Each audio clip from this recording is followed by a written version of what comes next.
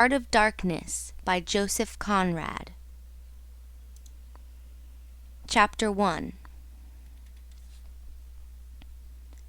The Nelly, a cruising yawl, swung to her anchor without a flutter of the sails, and was at rest.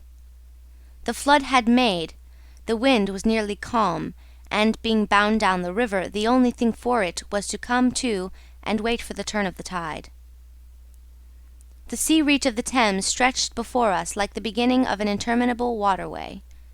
In the offing the sea and the sky were welded together without a joint, and in the luminous space the tanned sails of the barges drifting up with the tide seemed to stand still in red clusters of canvas sharply peaked, with gleams of varnished spirits.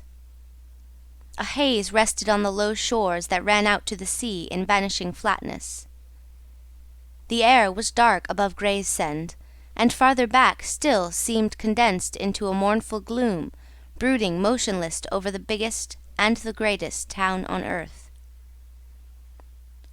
The director of companies was our captain and our host. We four affectionately watched his back as he stood in the bows looking to seaward. On the whole river there was nothing that looked half so nautical. He resembled a pilot, which to a seaman is trustworthiness personified. It was difficult to realize his work was not out there in the luminous estuary, but behind him within the brooding gloom. Between us there was, as I have already said somewhere, the bond of the sea. Besides holding our hearts together through long periods of separation, it had the effect of making us tolerant of each other's yarns, and even convictions. The lawyer, the best of old fellows, had, because of his many years and many virtues, the only cushion on deck, and was lying on the only rug. The accountant had brought out already a box of dominoes, and was toying architecturally with the bones. Marlowe sat cross-legged right aft, leaning against the mizzen-mast. He had sunken cheeks, a yellow complexion, a straight back, an ascetic aspect, and, with his arms dropped, the palms of hands outwards, resembled an idol. The director, satisfied the anchor had good hold, made his way aft and sat down amongst us. We exchanged a few words lazily. Afterwards there was silence on board the yacht. For some reason or other, we did not begin that game of dominoes. We felt meditative, and fit for nothing but placid staring. The day was ending in a serenity of still and exquisite brilliance. The water shone pacifically. The sky, without a speck, was a benign immensity of unstained light. The very mist on the Essex marsh was like a gauzy and radiant fabric, hung from the wooded rises inland, and draping the low shores in diaphanous folds. Only the gloom to the west, brooding over the upper reaches, became more sombre every minute, as if angered by the approach of the sun. And at last, in its curved and imperceptible fall, the sun sank low, and from glowing white changed to a dull red, without rays and without heat, as if about to go out suddenly, stricken to death by the touch of that gloom brooding over a crowd of men. Forthwith a change came over the waters, and the serenity became less brilliant but more profound. The old river in its broad reach rested unruffled at the decline of the day, after ages of good service done to the race that peopled its banks, spread out in the tranquil dignity of a waterway leading to the uttermost ends of the earth. We looked at the venerable stream, not in the vivid flush of a short day that comes and departs forever, but in the august light of abiding memories. And indeed, nothing is easier for a man who has, as the phrase goes, followed the sea with reverence and affection, that to evoke the great spirit of the past upon the lower reaches of the Thames. The tidal current runs to and fro in its unceasing service, crowded with memories of men and ships it had borne to the rest of home or to the battles of the sea. It had known and served all the men of whom the nation is proud, from Sir Francis Drake to Sir John Franklin, knights all, titled and untitled, the great knights errant of the sea.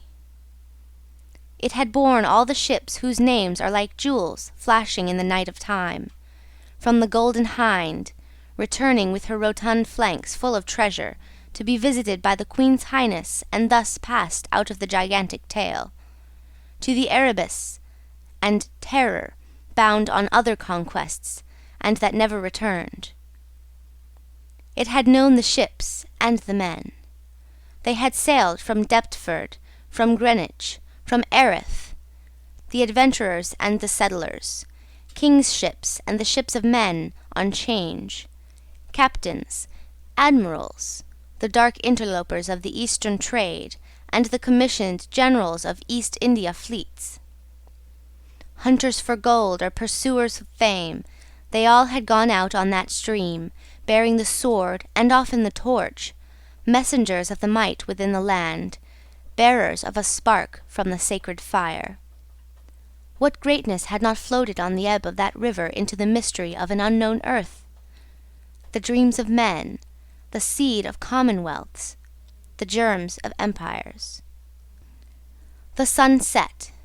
The dusk fell on the stream, and lights began to appear along the shore.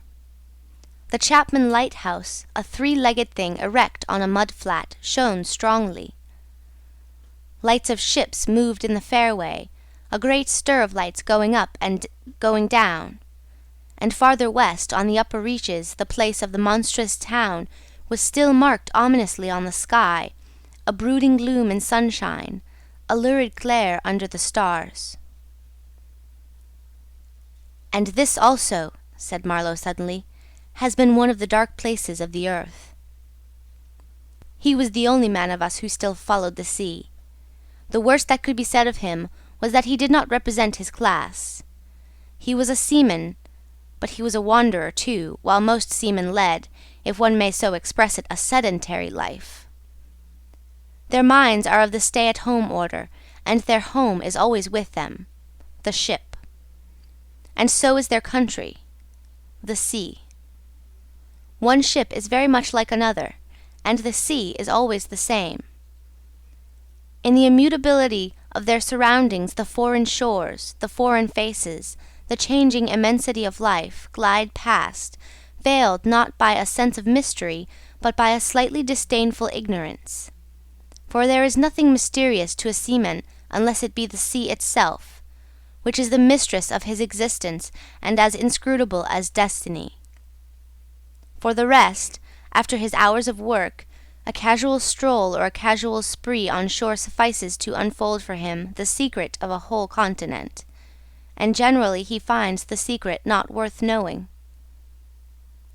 The yarns of seamen have a direct simplicity, the whole meaning of which lies within the shell of a cracked nut. But Marlowe was not typical, if his propensities to spin yarns be accepted, and to him the meaning of an episode was not inside like a kernel, but outside, enveloping the tale which brought it out only as a glow brings out a haze, in the likeness of one of these misty halos that sometimes are made visible by the spectral illumination of moonshine.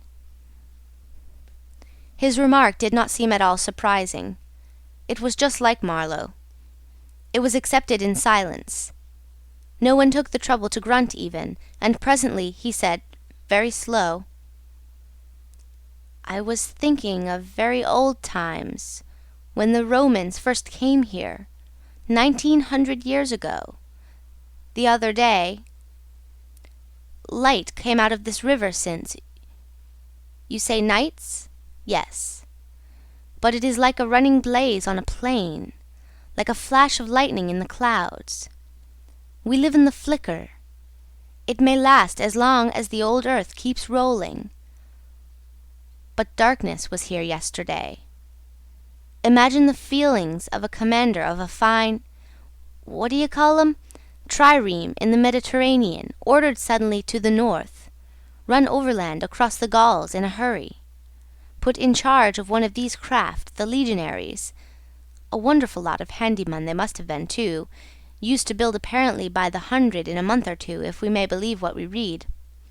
Imagine him here, the very end of the world, a sea the colour of lead, a sky the color of smoke, a kind of ship about as rigid as a concertina, and going up this river with shores or orders or what you like, sandbanks, marshes, forests, savages, precious little to eat fit for a civilized man, nothing but Thames water to drink.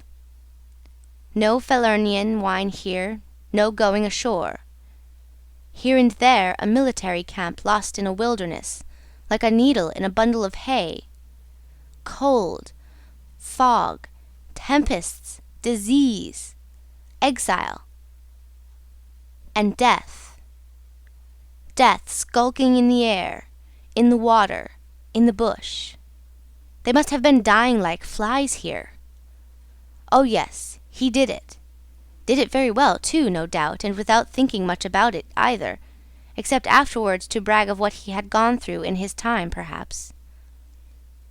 They were men enough to face the darkness, and perhaps he was cheered by keeping his eye on a chance of promotion to the fleet at Ravenna, by and by, if he had good friends in Rome and survived the awful climate.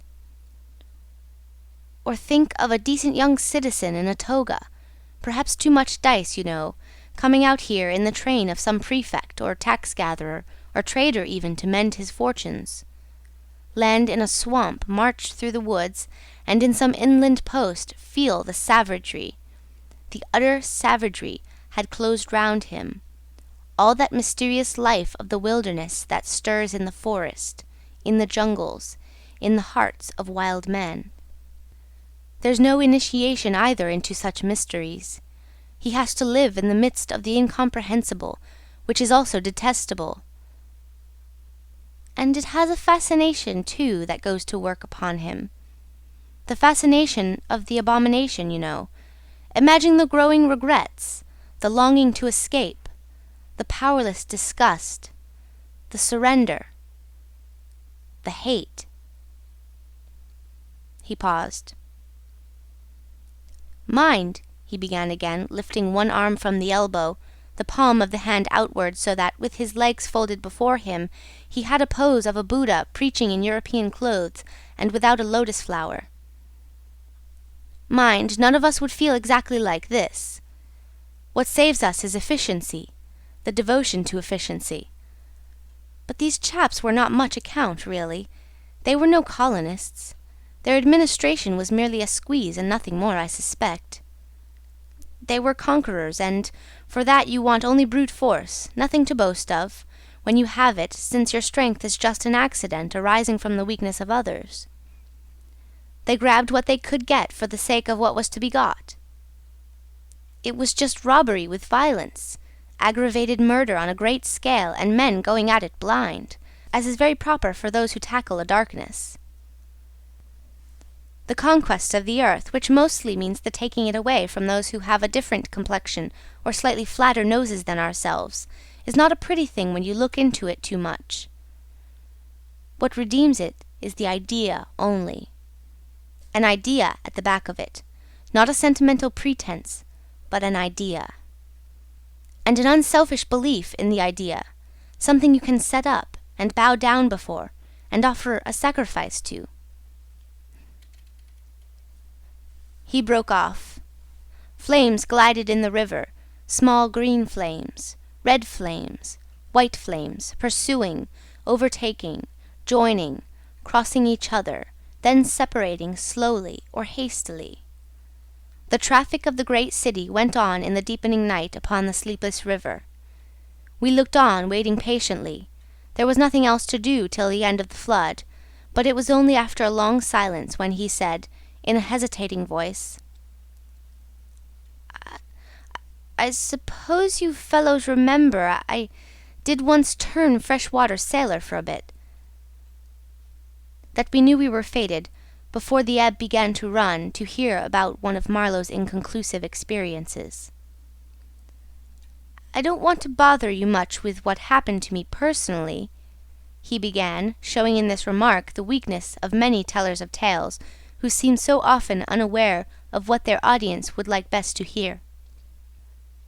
Yet to understand the effect of it on me, you ought to know how I got out there, what I saw, how I went up that river to the place where I first met the poor chap. It was the farthest point of navigation and the culminating point of my experience. It seemed somehow to throw a kind of light on everything about me and into my thoughts. It was sombre enough, too, and pitiful, not extraordinary in any way, not very clear either.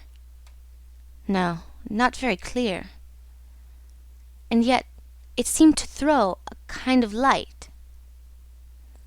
I had then, as you remember, just returned to London after a lot of Indian Ocean, Pacific, China Seas, a regular dose of the East, 6 years or so, and I was loafing about, hindering you fellows in your work and invading your homes, just as though I had got a heavenly mission to civilize you.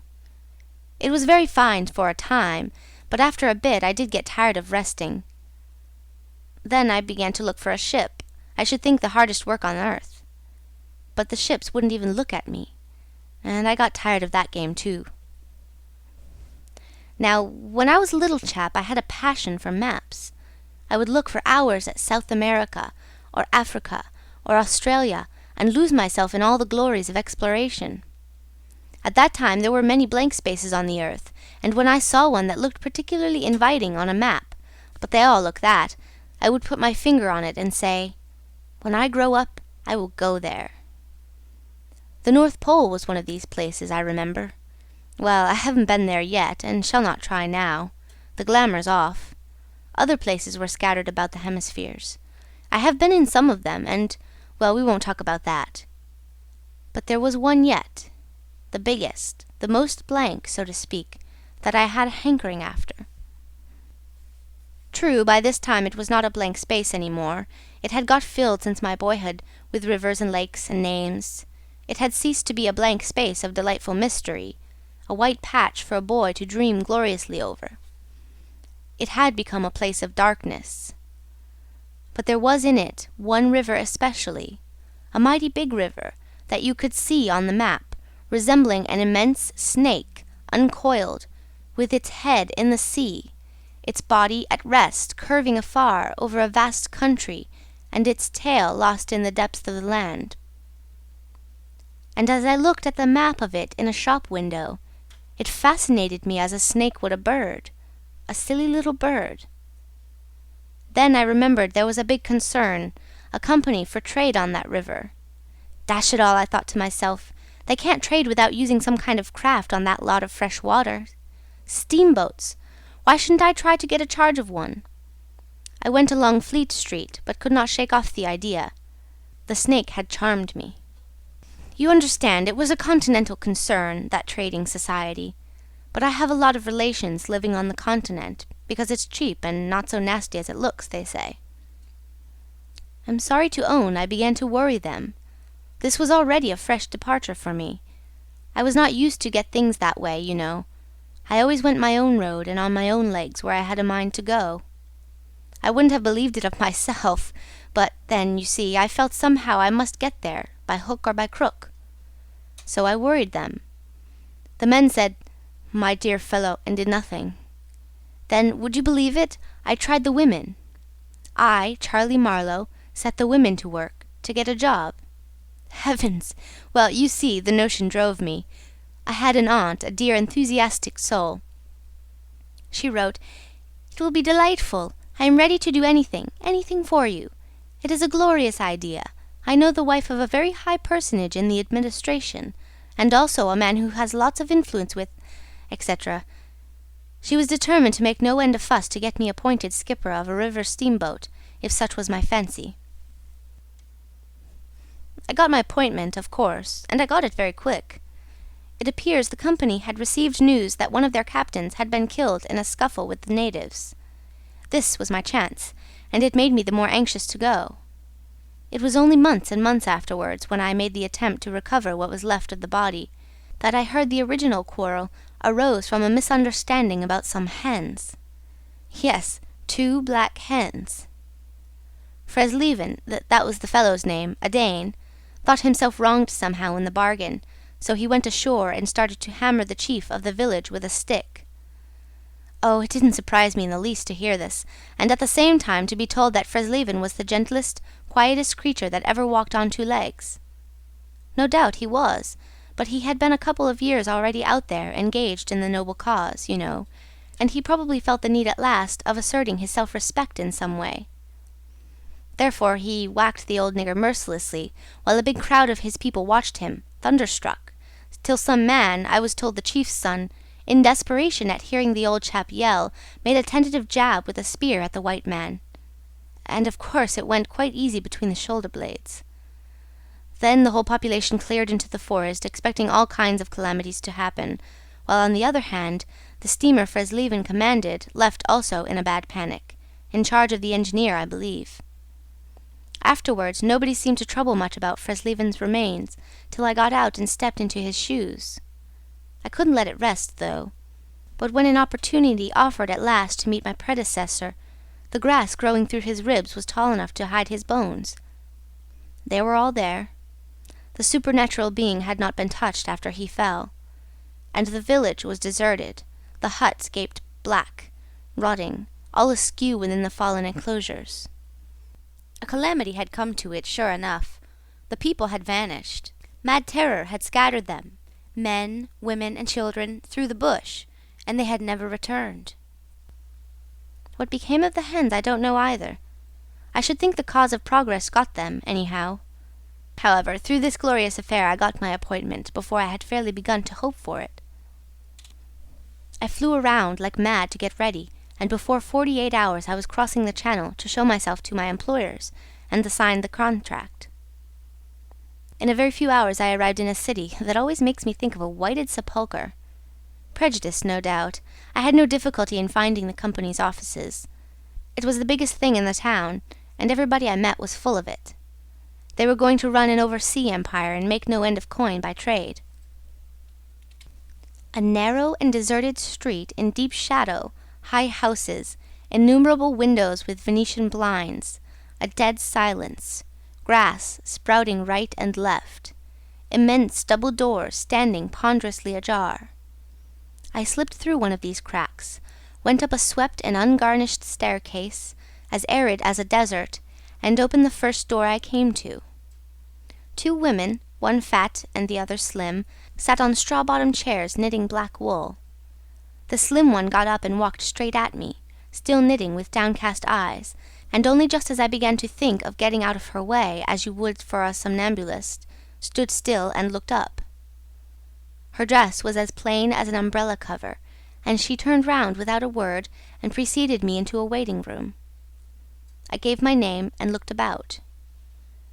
Deal table in the middle, plain chairs all around the walls, on one end a large shining map marked with all the colours of a rainbow. There was a vast amount of red, good to see at any time because one knows that some real work is done in there, a deuce of a lot of blue, a little green, smears of orange, and, on the east coast, a purple patch to show where the jolly pioneers of progress drank the jolly lager beer. However, I wasn't going into any of these. I was going into the yellow, dead in the centre, and the river was there, fascinating, deadly, like a snake. Ugh! A door opened. A white-haired secretarial head, but wearing a compassionate expression, appeared, and a skinny forefinger beckoned me into the sanctuary. Its light was dim, and a heavy writing desk squatted in the middle. From behind that structure came out an impression of pale plumpness in a frock coat, the great man himself. He was 5'6", I should judge, and had his grip on the handle end of ever so many millions. He shook hands, I fancy, murmured vaguely, was satisfied with my French. Bon voyage.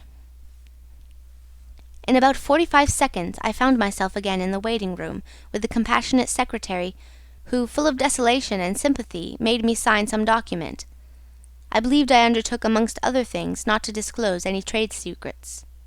Well, I am not going to. I began to feel slightly uneasy.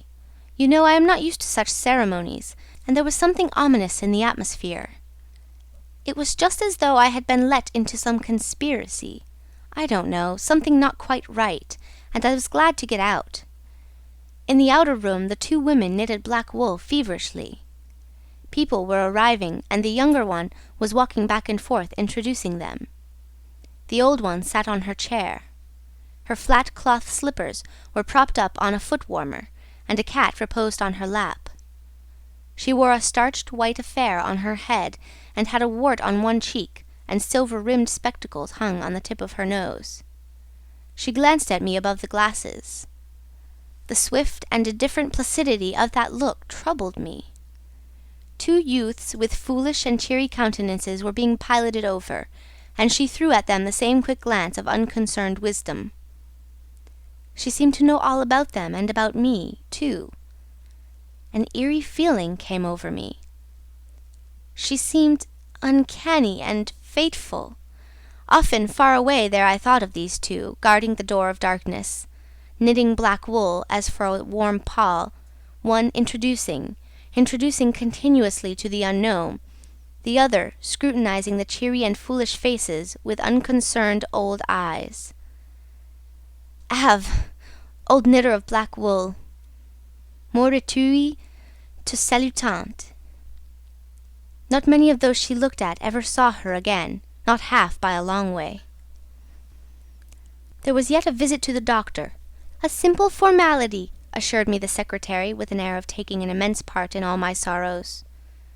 Accordingly, a young chap wearing his hat over the left eyebrow, some clerk, I suppose, there must have been clerks in the business, though the house was as still as a house in a city of the dead, came from somewhere upstairs and led me forth.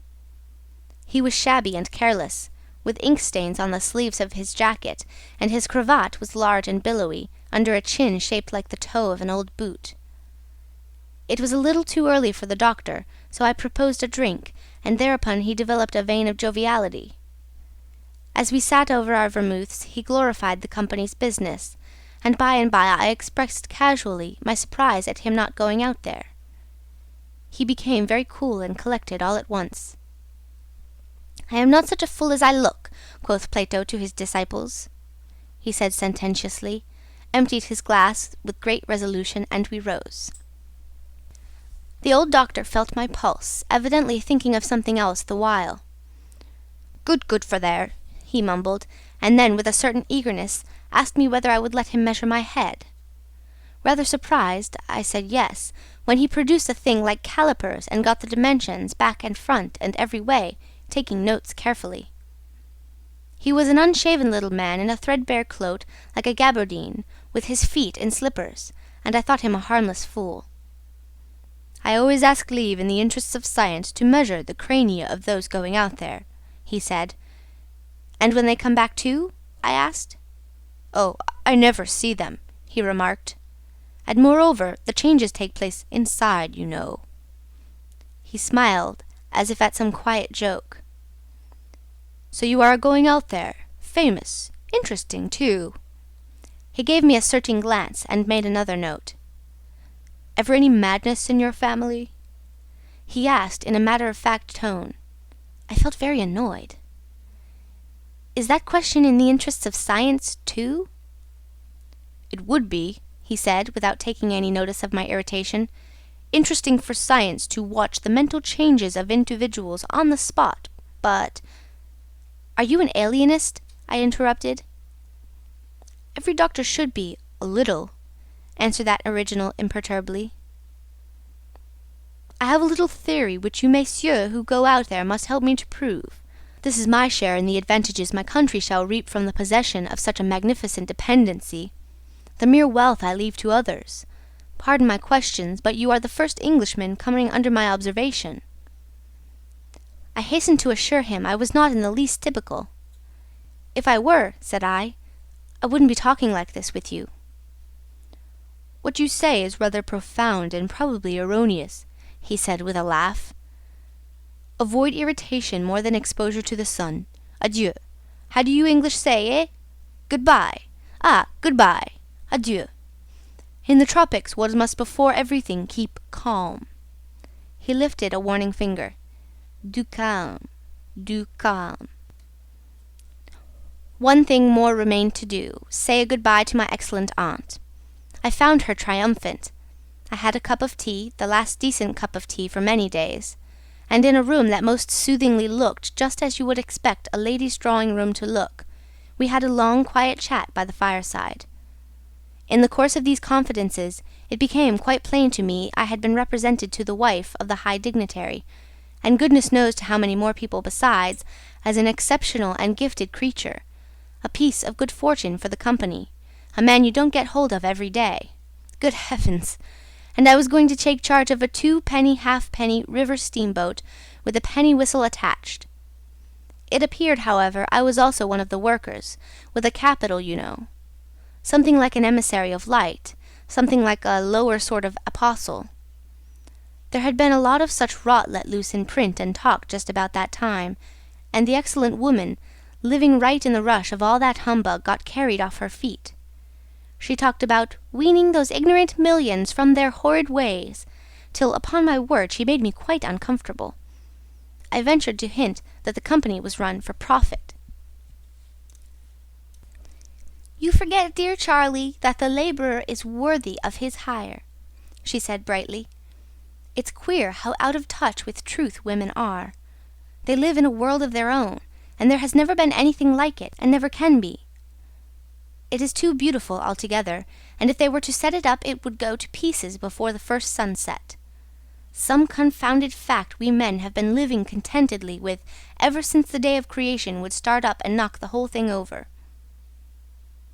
After this I got embraced, told to wear flannel, be sure to write often, and so on, and I left.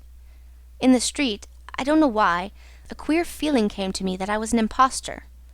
Odd thing that I, who used to clear out for any part of the world at 24 hours' notice, with less thought than most men give to the crossing of a street, had a moment, I won't say of hesitation, but of startled pause before this commonplace affair. The best way I can explain it to you is by saying that, for a second or two, I felt as though, instead of going to the centre of a continent, I were about to set off for the centre of the earth. I left in a French steamer, and she called in every blamed port they have out there, for as far as I could see, the sole purpose of landing soldiers and custom-house officers. I watched the coast. Watching a coast as it slips by the ship is like thinking about an enigma. There it is, before you, smiling, frowning, inviting, grand, mean, insipid, or savage, and always mute with an air of whispering, "Come and find out." This one was almost featureless, as if still in the making, with an aspect of monotonous grimness. The edge of a colossal jungle, so dark green as to be almost black, fringed with white surf, ran straight like a ruled line, far, far away along a blue sea whose glitter was blurred by a creeping mist. The sun was fierce. The land seemed to glisten and drip with steam. Here and there greyish, whitish specks showed up clustered inside the white surf, with a flag flying above them perhaps. Settlements some centuries old, and still no bigger than pinheads on the untouched expanse of their background.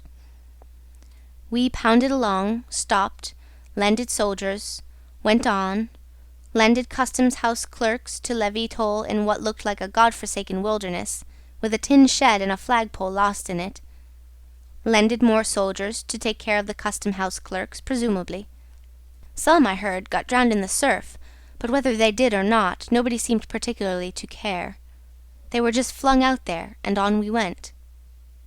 Every day the coast looked the same, as though we had not moved, but we passed various places, trading places with names like Gran, Bassam, Little Popo, names that seemed to belong to some sordid farce acted in front of a sinister black cloth.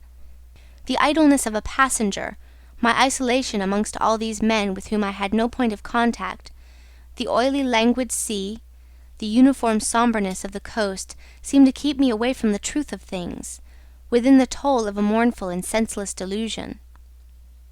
The voice of the surf heard now and then was a positive pleasure, like that speech of a brother.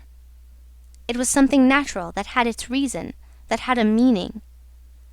Now and then a boat from the shore gave one a momentary contact with reality. It was paddled by blackfellows. You could see from afar the white of their eyeballs glistening. They shouted, sang. Their bodies streamed with perspiration. They had faces like grotesque masks, these chaps. But they had bone, muscle, a wild vitality, an intense energy of movement that was as natural and true as the surf along their coast. They wanted no excuse for being there. They were a great comfort to look at. For a time I would feel I belonged still to the world of straightforward facts. But the feeling would not last long. Something would turn up to scare it away.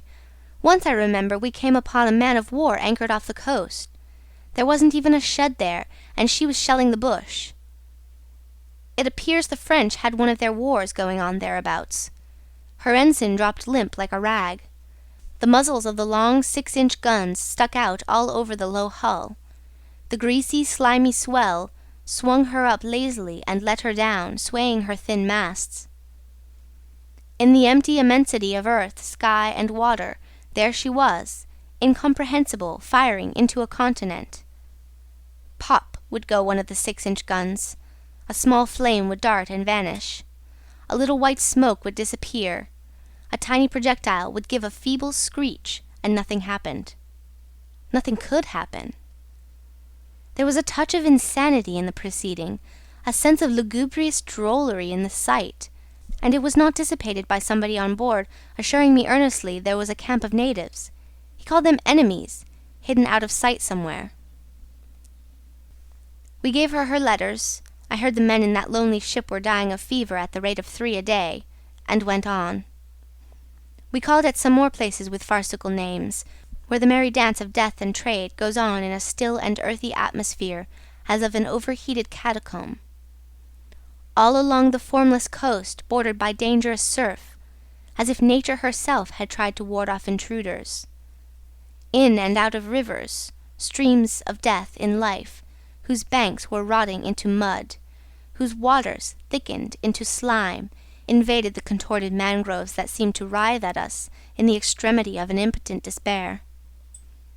Nowhere did we stop long enough to get a particularized impression, but the general sense of vague and oppressive wonder grew upon me.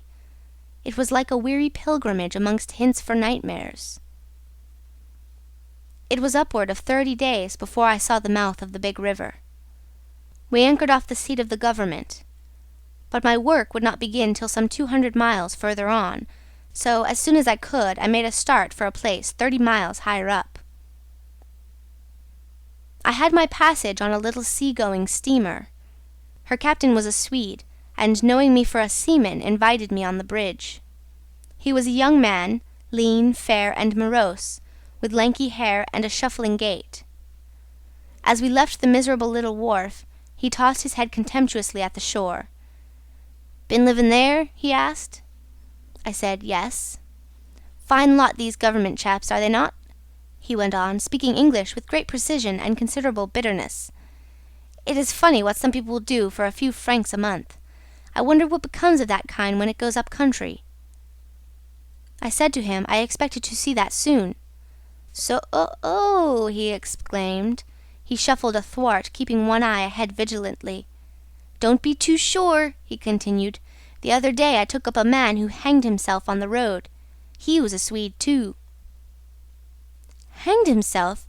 Why, in God's name?" I cried. He kept on looking out watchfully. "Who knows? The sun too much for him, or the country perhaps." At last we opened a reach. A rocky cliff appeared, mounds of turned-up earth by the shore, houses on a hill, others with iron roofs amongst a waste of excavations, or hanging to the declivity. A continuous noise of the rapids above hovered over this scene of inhabited devastation.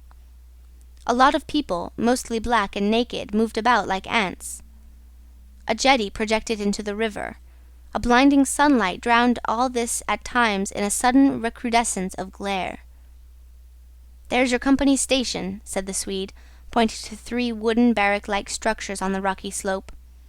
"I will send your things up. 4 boxes, did you say? So, farewell." I came upon a boiler wallowing in the grass, then found a path leading up the hill. It turned aside for the boulders, and also for an undersized railway truck lying there on its back with its wheels in the air. One was off. The thing looked as dead as the carcass of some animal. I came upon more pieces of decaying machinery, a stack of rusty rails. To the left, a clump of trees made a shady spot, where dark things seemed to stir feebly. I blinked. The path was steep. A horn tooted to the right, and I saw the black people run. A heavy and dull detonation shook the ground. A puff of smoke came out of the cliff, and that was all. No change appeared on the face of the rock. They were building a railway. The cliff was not in the way or anything, but this objectless blasting was all the work going on. A slight clinking behind me made me turn my head. 6 black men advanced in a file, toiling up the path. They walked erect and slow, balancing small baskets full of earth on their heads, and the clink kept time with their footsteps. Black rags were wound around their loins, and the short ends behind waggled to and fro like tails. I could see every rib. The joints of their limbs were like knots in a rope. Each had an iron collar on his neck, and all were connected together with a chain whose bights swung between them, rhythmically clinking. Another report from the cliff made me think suddenly of that ship of war I had seen firing into a continent. It was the same kind of ominous voice, but these men could by no stretch of imagination be called enemies. They were called criminals, and the outraged law, like the bursting shells, had come to them, an insoluble mystery from the sea. All their meagre breasts panted together, the violently dilated nostrils quivered, the eyes stared stonily uphill. They passed me within 6 inches, without a glance, with that complete, death-like indifference of unhappy savages. Behind this raw matter one of the reclaimed, the product of the new forces at work, strolled despondently, carrying a rifle by its middle. He had a uniform jacket, with one button off, and seeing a white man on the path, hoisted his weapon to his shoulder with alacrity. This was simple prudence, white men being so much alike at a distance that he could not tell who I might be. He was speedily reassured, with a large, white, rascally grin, and a glance at his charge seemed to take me into partnership in his exalted trust. After all, I also was a part of the great cause of these high and just proceedings. Instead of going up, I turned and descended to the left. My idea was to let that chain gang get out of sight before I climbed the hill. You know, I am not particularly tender.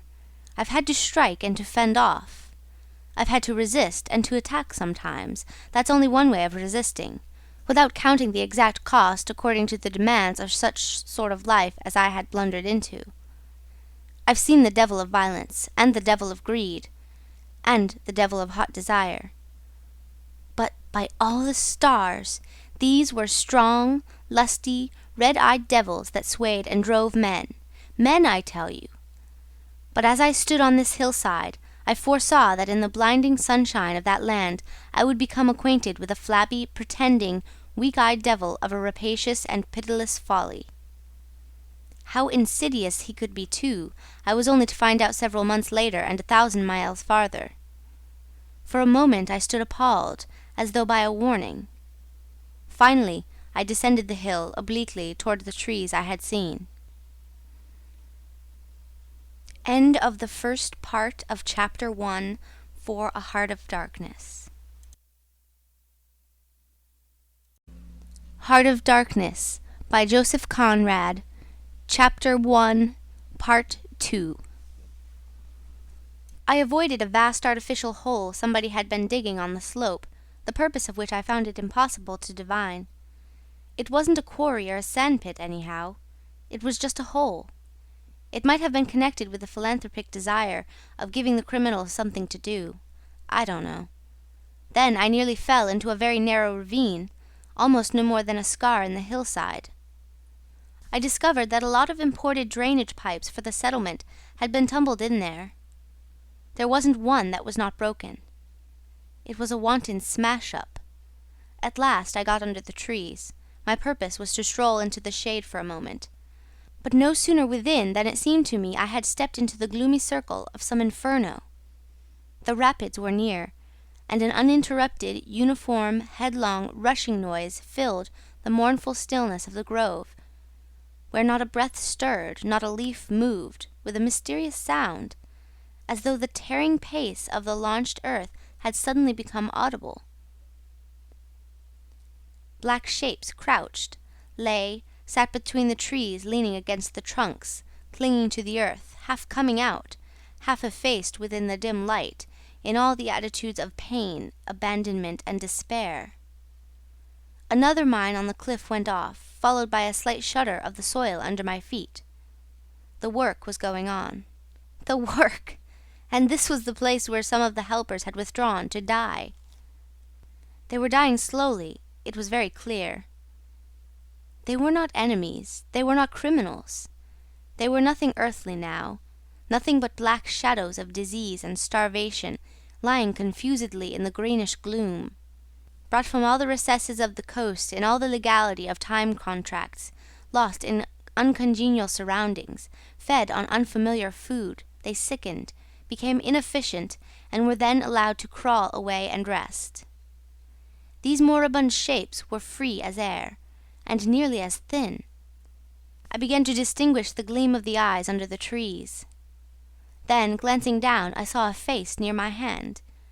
The black bones reclined at full length with one shoulder against the tree, and slowly the eyelids rose and the sunken eyes looked up at me, enormous and vacant, a kind of blind, white flicker in the depths of the orbs, which died out slowly. The man seemed young, almost a boy, but you know with them it's hard to tell. I found nothing else to do but to offer him one of my good Swede's ship biscuits I had in my pocket. The fingers closed slowly on it and held. There was no other movement, and no other glance. He had tied a bit of white worsted around his neck. Why? Where did he get it? Was it a badge, an ornament, a charm, a propitiatory act? Was there any idea at all connected with it? It looked startling round his black neck, this bit of white thread from beyond the seas. Near the same tree, 2 more bundles of acute angle sat with their legs drawn up. One, with his chin propped on his knees, stared at nothing, in an intolerable and appalling manner. His brother phantom rested its forehead as if overcome with a great weariness, and all about others were scattered in every pose of contorted collapse, as in some picture of a massacre or a pestilence. While I stood horror-struck, one of these creatures rose to his hands and knees and went off on all fours towards the river to drink. He lapped out of his hand, then sat up in the sunlight, crossing his shins in front of him, and after a time let his woolly head fall on his breastbone. I didn't want any more loitering in the shade, and I made haste toward the station. When near the buildings I met a white man, in such an unexpected elegance of get-up that in the first moment I took him for a sort of vision. I saw a high, starched collar, white cuffs, a light alpaca jacket, snowy trousers, a clean necktie, and varnished boots. No hat. Hair parted, brushed, oiled, under a green-lined parasol held in a big white hand. He was amazing, and had a penholder behind his ear. I shook hands with this miracle, and I learned that he was the company's chief accountant, and that all the bookkeeping was done at this station. He had come out for a moment, he said, to get a breath of fresh air. The expression sounded wonderfully odd, with its suggestion of sedentary desk life. I wouldn't have mentioned the fellow to you at all, only it was from his lips that I first heard the name of the man who was so indissolubly connected with the memories of that time. Moreover, I respected the fellow. Yes, I respected his collars, his vast cuffs, his brushed hair. His appearance was certainly that of a hairdresser's dummy, but in the great demoralization of the land he kept up his appearance. That's backbone. His starched collars and got-up shirt fronts were achievements of character. He had been out nearly 3 years, and, later, I could not help asking him how he managed to sport such linen. He had just the faintest blush, and said modestly, I've been teaching one of the native women about the station. It was difficult. She had a distaste for the work." Thus this man had verily accomplished something, and he was devoted to his books, which were in apple pie order. Everything else in the station was in a muddle: heads, things, buildings. Strings of dusty niggers with splay feet arrived and departed. A stream of manufactured goods, rubbishy cottons, beads, and brass wire set into the depths of darkness, and in return came a precious trickle of ivory. I had to wait in the station for 10 days. An eternity! I lived in a hut in the yard, but to be out of the chaos I would sometimes get into the accountant's office. It was built out of horizontal planks, and so badly put together that as he bent over his high desk he was barred from neck to heels with narrow strips of sunlight. There was no need to open the big shutter to see. It was hot there, too. Big flies buzzed fiendishly and did not sting, but stabbed. I sat generally on the floor, while of faultless appearance, and even slightly scented, perching on a high stool, he wrote. Sometimes he stood up for exercise. When a truckle bed with a sick man, some invalid agent from up country, was put in there, he exhibited a gentle annoyance. "The groans of this sick person," he said, "distract my attention, and without that it is extremely difficult to guard against clerical errors in this climate." One day he remarked, without lifting his head, "In the interior you will no doubt meet Mr. Kurtz." On my asking who Mr. Kurtz was, he said he was a first-class agent; and seeing my disappointment at this information, he added slowly, laying down his pen, "He is a very remarkable person." Further questions elicited from him that Mr. Kurtz was at present in charge of a trading post, a very important one, in the true ivory country, at the very bottom of there. Sends in as much ivory as all the others put together. He began to write again. The sick man was too ill to groan. The flies buzzed in a great peace. Suddenly there was a growing murmur of voices and a great tramping of feet. A caravan had come in. A violent babble of uncouth sounds burst out on the other side of the planks. All the carriers were speaking together, and in the midst of the uproar the lamentable voice of the chief agent was heard giving it up, tearfully for the 20th time that day. He rose slowly. "What a frightful row," he said. He crossed the room gently to look at the sick man, and returning, said to me, "He does not hear." "What? Dead?" I asked, startled. "No, not yet," he answered with great composure. Then, alluding with a toss of the head to the tumult in the station yard, "When one has got to make correct entries, one comes to hate those savages, hate them to death." He remained thoughtful for a moment.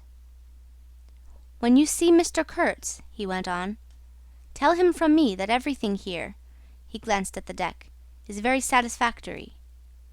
I don't like to write to him with those messengers of ours, you never know who may get hold of your letter, at that central station." He stared at me for a moment with his mild, bulging eyes. "Oh, he will go far, very far," he began again. "He will be a somebody in the administration before long. They, above the council in Europe, you know, mean him to be." He turned to his work. The noise outside had ceased, and presently, in going out, I stopped at the door. In the steady buzz of flies, the homeward-bound agent was lying finished and insensible. The other, bent over his books, was making correct entries of perfectly correct transactions. And 50 feet below the doorstep I could see the still tree-tops of the Grove of Death. Next day I left that station at last, with a caravan of 60 men, for a 200-mile tramp. No use telling you much about that. Paths everywhere. A stamped-in network of paths spreading over the empty land, through the long grass, through burnt grass, through thickets, down and up chilly ravines, up and down stony hills ablaze with heat. And a solitude. Nobody, not a hut. The population had cleared out a long time ago. Well, if a lot of mysterious niggers armed with all kinds of fearful weapons suddenly took to travelling on the road between Deal and Gravesend, catching the yokels right and left to carry heavy loads for them, I fancy every farm and cottage thereabouts would get empty very soon. Only here the dwellings were gone too. Still, I passed through several abandoned villages. There's something pathetically childish in the ruins of grass walls. Day after day, with the stamp and shuffle of 60 pair of bare feet behind me, each pair under a 60-pound load. Camp, cook, sleep, strike camp, march. Now and then a carrier dead in harness, at rest in the long grass near the path with an empty water-gourd and his long staff lying by his side. A great silence around and above. Perhaps on some quiet night the tremor of far-off drums, sinking, swelling, a tremor vast, faint. A sound weird, appealing, suggestive, and wild, and perhaps with as profound a meaning as the sound of bells in a Christian country. Once a white man in an unbuttoned uniform camping on the path with an armed escort of lank Zanzibaris, very hospitable and festive, not to say drunk, was looking after the upkeep of the road, he declared. Can't say I saw any road or any upkeep, unless the body of a middle-aged Negro with a bullet hole in the forehead, upon which I absolutely stumbled 3 miles farther on, may be considered as a permanent improvement. I had a white companion too, not a bad chap, but rather too fleshy, and with the exasperating habit of fainting in the hot hillsides, miles away from the least bit of shade and water. Annoying, you know, to hold your own coat like a parasol over a man's head while he is coming to. I couldn't help asking him once what he meant by coming there at all. To make money, of course. What do you think? He said scornfully. Then he got fever and had to be carried in a hammock slung under a pole. As he weighed 16 stone, I had no end of rows with the carriers. They jibbed, ran away, sneaked off with their loads in the night. Quite a mutiny. So one evening I made a speech in English with gestures, not one of which was lost to the 60 pairs of eyes before me, and the next morning I started the hammock off in front all right. An hour afterwards I came upon the whole concern wrecked in a bushman, hammock, roans, blankets, horrors. The heavy pole had skinned his poor nose.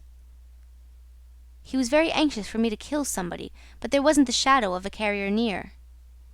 I remembered the old doctor. It would be interesting for science to watch the mental changes of individuals on the spot. I felt I was becoming scientifically interesting. However, all that is to no purpose. On the 15th day I came in sight of the big river again, and hobbled into the central station. It was on a backwater surrounded by scrub and forest, with a pretty border of smelly mud on one side, and on the 3 others enclosed by a crazy fence of rushes. A neglected gap was all the gate it had, and the first glance at the place was enough to let you see the flabby devil was running that show. White men with long staves in their hands appeared languidly from amongst the buildings, strolling up to take a look at me, and then retired out of sight somewhere. One of them, a stout, excitable chap with black moustaches, informed me with great volubility and many digressions, as soon as I told him who I was, that my steamer was at the bottom of the river. I was thunderstruck. What? How? Why? Oh, it was all right. The manager himself was there, all quite correct. Everybody had behaved splendidly, splendidly. You must, he said in agitation, go and see the general manager at once. He is waiting. I did not see the real significance of that wreck at once. I fancy I see it now, but I am not sure, not at all. Certainly the affair was too stupid, when I think of it, to be altogether natural. Still, but at the moment it presented itself simply as a confounded nuisance. The steamer was sunk. They had started 2 days before in a sudden hurry up the river with the manager on board, in charge of some volunteer skipper, and before they had been out 3 hours they tore the bottom out of her on stones, and she sank near the south bank. I asked myself what I was to do there, now my boat was lost. As a matter of fact, I had plenty to do in fishing my command out of the river. I had to set about it the very next day. That, and the repairs when I brought the pieces to the station, took some months. My first interview with the manager was curious. He did not ask me to sit down after my 20-mile walk that morning. He was commonplace in complexion, in features, in manners, and in voice. He was of middle size and of ordinary build. His eyes, of the usual blue, were perhaps remarkably cold, and he certainly could make his glance fall on one as trenchant and heavy as an axe. But even at these times the rest of his person seemed to disclaim the intention. Otherwise there was only an indefinable faint expression of his lips, something stealthy, a smile, not a smile. I remember it, but I can't explain. It was unconscious, this smile was, though just after he had said something it got intensified for an instant. It came at the end of his speeches like a seal applied on the words to make the meaning of the commonest phrase appear absolutely inscrutable. He was a common trader, from his youth up employed in these parts, nothing more. He was obeyed, yet he inspired neither love nor fear, nor even respect. He inspired uneasiness. That was it, uneasiness. Not a definite mistrust, just uneasiness, nothing more. You have no idea how effective such a faculty can be. He had no genius for organizing, for initiative, or for order even. That was evident in such things as the deplorable state of the station. He had no learning and no intelligence. His position had come to him. Why? Perhaps because he was never ill. He had served 3 terms of 3 years out there, because triumphant health in the general rout of constitutions is a kind of power in itself. When he went home on leave he rioted on a large scale, pompously. Jack ashore, with a difference in externals only. This one could gather from his casual talk. He originated nothing. He could keep the routine going, that's all. But he was great. He was great by this little thing that it was impossible to tell what could control such a man. He never gave that secret away. Perhaps there was nothing within him. Such a suspicion made one pause, for out there were no external checks. Once, when various tropical diseases had laid low almost every agent in the station, he was heard to say, "Men who come out here should have no entrails." He sealed the utterance with that smile of his, as though it had been a door opening into a darkness he had in his keeping. You fancy you had seen things, but the seal was on. When annoyed at meal-times by the constant quarrels of the white men about precedence, he ordered an immense round table to be made, for which a special house had to be built. This was the station's mess-room. Where he sat was the first place. The rest were nowhere. One felt this to be his unalterable conviction. He was neither civil nor uncivil. He was quiet. He allowed his boy, an overfed young negro from the coast, to treat the white men under his very eyes with provoking insolence. He began to speak as soon as he saw me. I had been very long on the road. He could not wait. He had to start without me. The upriver stations had to be relieved. There had been so many delays already that he did not know who was dead and who was alive, and how they got on, and so on, and so on. He paid no attention to my explanations, and playing with a stick of sealing-wax, repeated several times that the situation was very grave, very grave. There were rumours that a very important station was in jeopardy, and its chief, Mr. Kurtz, was ill. He hoped it was not true. Mr. Kurtz was... I felt weary and irritable. Hang Kurtz, I thought. I interrupted him by saying I had heard of Mr. Kurtz on the coast. Ah, so they talk of him down there, he murmured to himself. Then he began again, assuring me Mr. Kurtz was the best agent he had, an exceptional man, of the greatest importance to the company. Therefore I could understand his anxiety. He was, he said, very, very uneasy. Certainly he fidgeted on his chair a good deal, exclaimed, "Ah, Mr. Kurtz!" broke the stick of sealing-wax and seemed dumbfounded by the accident. Next thing he wanted to know how long it would take to... I interrupted him again. Being hungry, you know, and kept on my feet too. I was getting savage. "How can I tell?" I said. "I haven't even seen the wreck yet, some months no doubt. All this talk seemed to me so futile." "Some months," he said. "Well, let us say 3 months before we can make a start. Yes, that ought to do the affair." I flung out of his hut. He lived all alone in a clay hut with a sort of veranda, muttering to myself my opinion of him. He was a chattering idiot. Afterwards I took it back when I was borne in upon me startlingly with what extreme nicety he had estimated the time requisite for the affair. I went to work the next day, turning, so to speak, my back on that station. In that way only it seemed to me I could keep my hold on the redeeming facts of life. Still, one must look about sometimes. And then I saw this station, these men strolling aimlessly about in the sunshine of the yard. I asked myself sometimes what it all meant. They wandered here and there with their absurd long staves in their hands, like a lot of faithless pilgrims bewitched inside a rotten fence. The word ivory rang in the air, was whispered, was sighed. You would think they were praying to it. A taint of imbecile rapacity blew through it all, like a whiff from some corpse. By Jove, I've never seen anything so unreal in my life. And outside, the silent wilderness surrounding this cleared speck on the earth struck me as something great and invincible, like evil or truth, waiting patiently for the passing away of this fantastic invasion. Oh, these months! Well, never mind. Various things happen. One evening a grass shed full of calico, cotton prints, beads, and I don't know what else, burst into a blaze so suddenly that you would have thought the earth had opened to let an avenging fire consume all that trash. I was smoking my pipe quietly by my dismantled steamer, and saw them all cutting capers in the light, with their arms lifted high, when the stout man with moustaches came tearing down to the river, a tin pail in his hand, assured me that everybody was behaving splendidly, dipped about a quart of water and tore back again. I noticed there was a hole in the bottom of his pail. I strolled up. There was no hurry. You see, the thing had gone off like a box of matches. It had been hopeless from the very first. The flame had leapt high, driven everybody back, lighted up everything, and collapsed. The shed was already a heap of embers, glowing fiercely.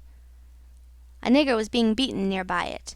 They said he had caused the fire in some way.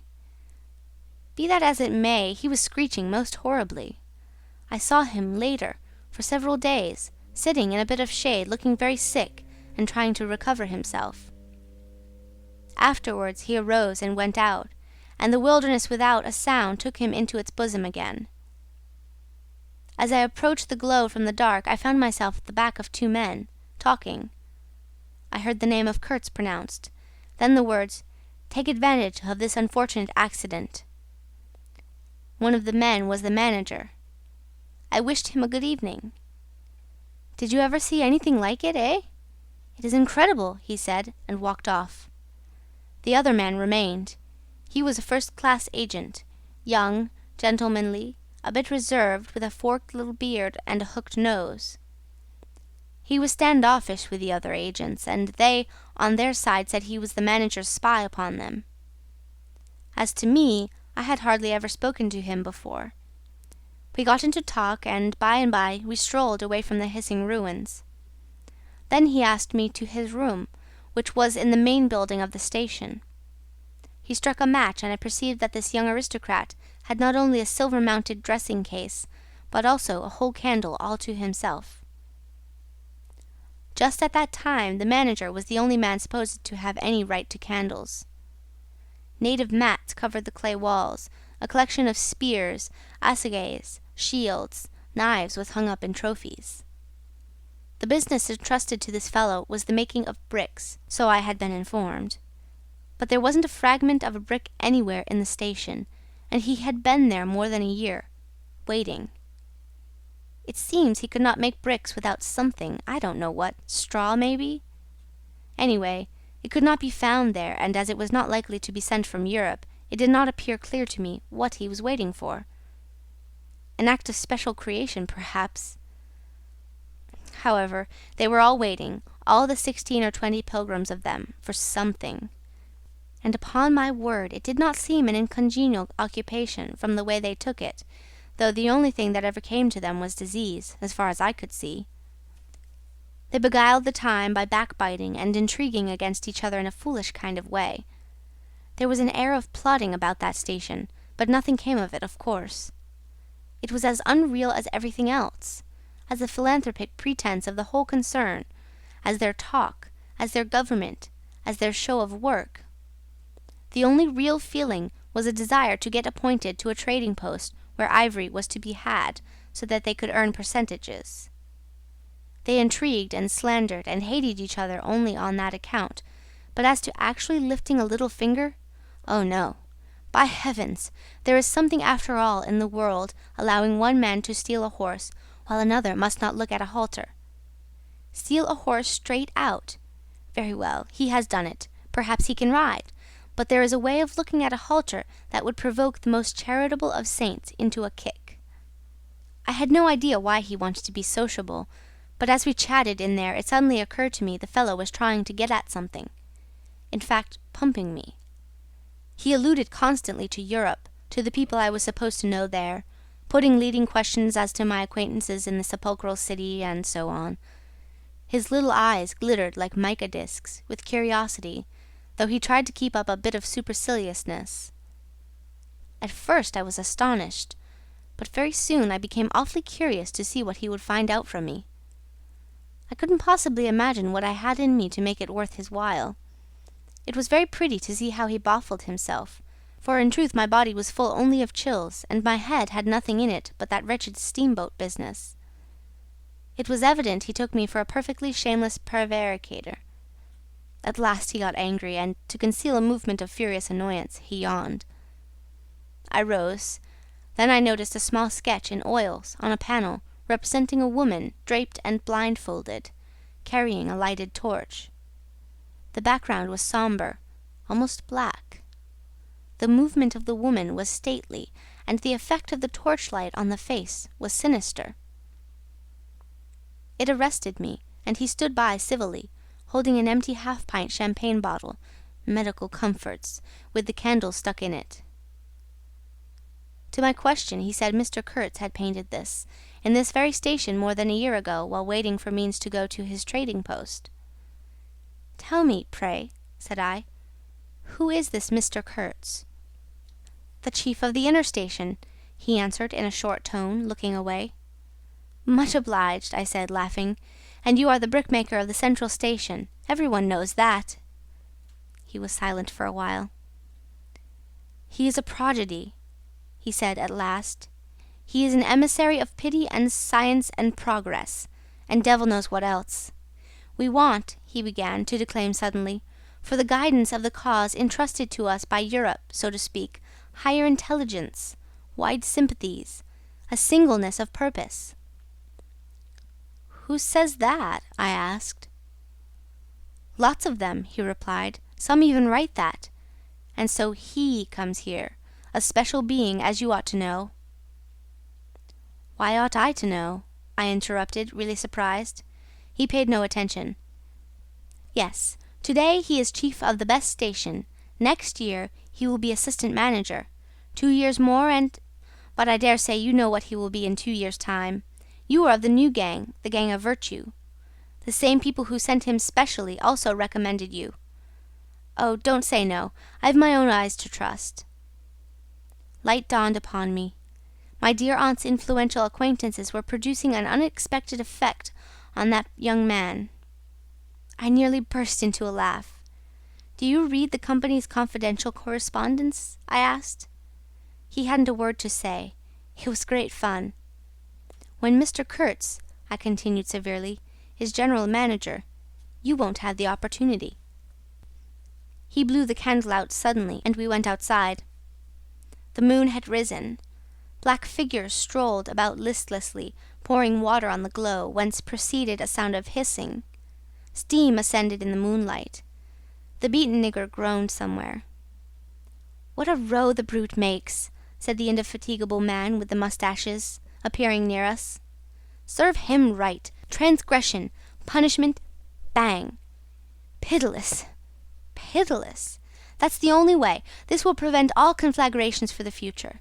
I was just telling the manager..." He noticed my companion and became crestfallen all at once. "Not in bed yet," he said with a kind of servile heartiness. "It's so natural. Ha! Danger, agitation." He vanished. I went on to the riverside, and the other followed me. I heard a scathing murmur at my ear. "Heap of muffs! Go to!" The pilgrims could be seen in knots, gesticulating, discussing. Several had still their staves in their hands. I verily believe they took these sticks to bed with them. Beyond the fence the forest stood up spectrally in the moonlight, and through that dim stir, through the faint sounds of that lamentable courtyard, the silence of the land went home to one's very heart. Its mystery, its greatness, the amazing reality of its concealed life. The hurt nigger moaned feebly somewhere near by, and then fetched a deep sigh that made me mend my pace away from there. I felt a hand introducing itself under my arm. "My dear sir," said the fellow, "I don't want to be misunderstood, and especially by you, who will see Mr. Kurtz long before I can have that pleasure. I wouldn't like him to get a false idea of my disposition." I let him run on, this papier-mâché Mephistopheles, and it seemed to me that if I tried I could poke my forefinger through him, and would find nothing inside but a little loose dirt, maybe. He, you don't see, had been planning to be assistant manager by and by under the present man, and I could see that the coming of that Kurtz had upset them both not a little. He talked precipitately, and I did not try to stop him. I had my shoulders against the wreck of my steamer, hauled up on the slope like a carcass of some big river animal. The smell of mud, of primeval mud, by Jove, was in my nostrils. The high stillness of primeval forest was before my eyes. There were shiny patches on the black creek. The moon had spread over everything a thin layer of silver, over the rank grass, over the mud, upon the wall of matted vegetation standing higher than the wall of a temple. Over the great river I could see through a sombre gap, glittering as it flowed broadly by without a murmur. All this was great, expectant, mute, while the man jabbered about himself. I wondered whether the stillness on the face of the immensity looking at us two were meant as an appeal or as a menace. What were we who had strayed in here? Could we handle that dumb thing, or would it handle us? I felt how big, how confoundedly big was that thing that couldn't talk, and perhaps was deaf as well. What was in there? I could see a little ivory coming out from there, and I had heard Mr. Kurtz was in there. I had heard enough about it too, God knows, yet somehow it didn't bring any image with it, no more than if I had been told an angel or a fiend was in there. I believed it in the same way one of you might believe there are inhabitants on the planet Mars. I knew once a Scotch sailmaker who was certain, dead sure, there were people in Mars. If you asked him for some idea how they looked and behaved, he would get shy and mutter something about walking on all fours. If you as much as smiled, he would, though a man of 60, offer to fight you. I would not have gone so far as to fight for Kurtz, but I went for him near enough to a lie. You know I hate, detest, I can't bear a lie, not because I am straighter than the rest of us, but simply because it appalls me. There is a taint of death, a flavour of mortality in lies, which is exactly what I hate and detest in the world, what I want to forget. It makes me miserable and sick, like biting something rotten would do. Temperament, I suppose. Well, I went near enough to it by letting the young fool there believe anything he liked to imagine as to my influence in Europe. I became in an instant as much of a pretence as the rest of the bewitched pilgrims. This simply because I had a notion it somehow would be of help to that Kurtz, whom at the time I did not see, you understand. He was just a word for me. I did not see the man in the name any more than you do. Do you see him? Do you see the story? Do you see anything? It seems to me I am trying to tell you a dream, making a vain attempt because no relation of a dream can convey the dream sensation, that commingling of absurdity, surprise, and bewilderment in a tremor of struggling revolt, that notion of being captured by the incredible which is of the very essence of dreams. He was silent for a while. No, it is impossible. It is impossible to convey the life sensation of any given epoch of one's existence, that which makes its truth, its meaning, its subtle and penetrating essence. It is impossible. We live as we dream, alone." He paused again, as if reflecting, then added, "Of course, in this you fellows see more than I could then. You see me, whom you know." It had become so pitch dark that we listeners could hardly see one another. For a long time already he, sitting apart, had been no more to us than a voice. There was not a word from anybody. The others might have been asleep, but I was awake. I listened on the watch for the sentence, for the word that would give me the clue to the faint uneasiness inspired by this narrative that seemed to shape itself without human lips in the heavy night air of the river. "Yes, I let him run on," Marlowe began again, "and think what he pleased about the powers that were behind me. I did, and there was nothing behind me. There was nothing but that wretched, old, mangled steamboat I was leaning against, while he talked fluently about the necessity for every man to get on. And when one comes out here, you conceive, it is not to gaze at the moon." Mr. Kurtz was a universal genius, but even a genius would find it easier to work with adequate tools intelligent men. He did not make bricks. Why, there was a physical impossibility in the way, as I was well aware, and if he did secretarial work for the manager, it was because no sensible man rejects wantonly the confidence of his superiors. Did I see it? I saw it. What more did I want? What I really wanted was rivets, by heaven, rivets! To get on with the work, to stop the hole. Rivets I wanted. There were cases of them down at the coast, cases, piled up, burst, split. You kicked a loose rivet at every second step in that station yard on the hillside. Rivets had rolled into the grove of death. You could fill your pockets with rivets for the trouble of stooping down, and there wasn't one rivet to be found where it was wanted. We had plates that would do, but nothing to fasten them with. And every week the messenger, a long negro, letter bag on shoulder and staff in hand, left our station for the coast.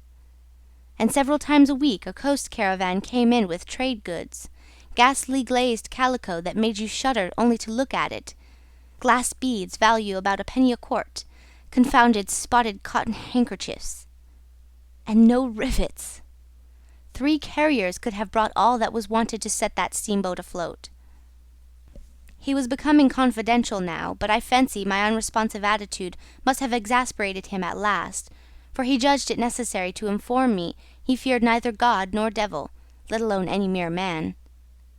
I said I could see that very well, but what I wanted was a certain quantity of rivets, and rivets were what really Mr. Kurtz wanted, if he had only known it. Now letters went to the coast every week. "My dear sir," he cried, "I write from dictation." I demanded rivets. There was a way, for an intelligent man. He changed his manner, became very cold, and suddenly began to talk about a hippopotamus. Wondered whether sleeping on board the steamer, I stuck to my salvage night and day, I wasn't disturbed. There was an old hippo that had the bad habit of getting out on the bank and roaming at night over the station grounds. The pilgrims used to turn out in a body and empty every rifle they could lay hands on at him. Some even sat up o' nights for him. All this energy was wasted, though. "That animal has a charmed life," he said, "but you can say this only of brutes in this country. No man, you apprehend me, no man here bears a charmed life." He stood there for a moment in the moonlight with his delicate hooked nose set a little askew, and his mica eyes glittering without a wink. Then, with a curt good night, he strode off. I could see he was disturbed and considerably puzzled, which made me feel more hopeful than I had been for days. It was a great comfort to turn from that chap to my influential friend, the battered, twisted, ruined, tin-pot steamboat. I clambered on board. She rang under my feet like an empty Huntley and Palmer biscuit tin kicked along a gutter. She was nothing so solid in make, and rather less pretty in shape, but I had expended enough hard work on her to make me love her. No influential friend would have served me better. She had given me a chance to come out a bit, to find out what I could do. No, I don't like work. I had rather laze about and think of all the fine things that can be done. I don't like work, no man does, but I like what is in the work, the chance to find yourself, your own reality, for yourself, not for others, what no other men can ever know. They can only see the mere show and never can tell what it really means. I was not surprised to see somebody sitting aft on the deck, with his legs dangling over the mud. You see, I rather chummed with the few mechanics there were in that station, whom the other pilgrims naturally despised, on account of their imperfect manners, I suppose. This was the foreman, a boiler-maker by trade, a good worker. He was a lank, bony, yellow-faced man, with big, intense eyes. His aspect was worried, and his head was as bald as the palm of my hand. But his hair, in falling, seemed to have stuck to his chin, and had prospered in the new locality, for his beard hung down to his waist. He was a widower with 6 young children. He had left them in charge of a sister of his to come out there, and the passion of his life was pigeon-flying. He was an enthusiast and a connoisseur. He would rave about pigeons. After work hours he used sometimes to come over from his hut for a talk about his children and his pigeons. At work, when he had to crawl in the mud under the bottom of the steamboat, he would tie up that beard of his in a kind of white serviette he brought for the purpose. It had loops to go over his ears. In the evening he could be seen squatted on the bank rinsing that wrapper in the creek with great care, then spreading it solemnly on a bush to dry. I slapped him on the back and shouted, "We shall have rivets!" He scrambled to his feet, exclaiming, "No, rivets!" as though he couldn't believe his ears. Then in a low voice, "You... eh?" I don't know why we behaved like lunatics. I put my finger to the side of my nose and nodded mysteriously. "Good for you!" he cried, snapped his fingers above his head, lifting one foot. I tried a jig. We capered on the iron deck. A frightful clatter came out of that hulk, and the virgin forest on the other bank of the creek sent it back in a thundering roll upon the sleeping station. It must have made some of the pilgrims sit up in their hovels. A dark figure obscured the lighted doorway of the manager's hut, vanished, then a second or so after, the doorway itself vanished too. We stopped, and the silence driven away by the stamping of our feet flowed back again from the recesses of the land. The great wall of vegetation, an exuberant and entangled mass of trunks, branches, leaves, boughs, festoons, motionless in the moonlight, was like a rioting invasion of soundless life, a rolling wave of plants, piled up, crested, ready to topple over the creek, to sweep every little man of us out of his little existence. And it moved not. A deadened burst of mighty splashes and snorts reached us from afar, as though an ichthyosaurus had been taking a bath of glitter in the great river. "After all," said the boiler-maker in a reasonable tone, "why shouldn't we get the rivets?" "Why not, indeed? I did not know of any reason why we shouldn't." "They'll come in 3 weeks," I said confidently. But they didn't. Instead of rivets, there came an invasion, an infliction, a visitation. It came in sections during the next 3 weeks, each section headed by a donkey carrying a white man in new clothes and tan shoes, bowing from that elevation right and left to the impressed pilgrims. A quarrelsome band of footsore, sulky niggers trod on the heels of the donkey. A lot of tents, camp stools, tin boxes, white cases, brown bales would be shot down in the courtyard, and the air of mystery would deepen a little over the muddle of the station. 5 such installments came, with their absurd air of disorderly flight, with the loot of innumerable outfit shops and provision stores, that one would think they were lugging after a raid into the wilderness for equitable division. It was an inextricable mess of things decent in themselves, but that human folly made look like the spoils of thieving. This devoted band called itself the El Dorado Exploring Expedition, and I believe they were sworn to secrecy. Their talk, however, was the talk of sordid buccaneers. It was reckless without hardihood, greedy without audacity, and cruel without courage. There was not an atom of foresight or of serious intention in the whole batch of them, and they did not seem aware these things are wanted for the work of the world. To tear treasure out of the bowels of the land was their desire, with no more moral purpose at the back of it than there is in burglars breaking into a safe. Who paid the expenses of the noble enterprise, I don't know, but the uncle of our manager was leader of that lot. In exterior he resembled a butcher in a poor neighborhood, and his eyes had a look of sleepy cunning. He carried his fat paunch with ostentation on his short legs, and during the time his gang infested the station spoke to no one but his nephew. You could see these two roaming about all day long with their heads close together in an everlasting confab. I had given up worrying myself about the rivets. One's capacity for that kind of folly is more limited than you would suppose. I said hang, and let things slide. I had plenty of time for meditation, and now and then I would give some thought to Kurtz. I wasn't very interested in him. No. Still, I was curious to see whether this man, who had come out equipped with moral ideas of some sort, would climb to the top after all, and how he would set about his work when there.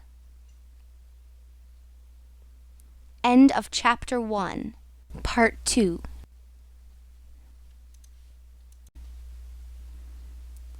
Heart of Darkness by Joseph Conrad.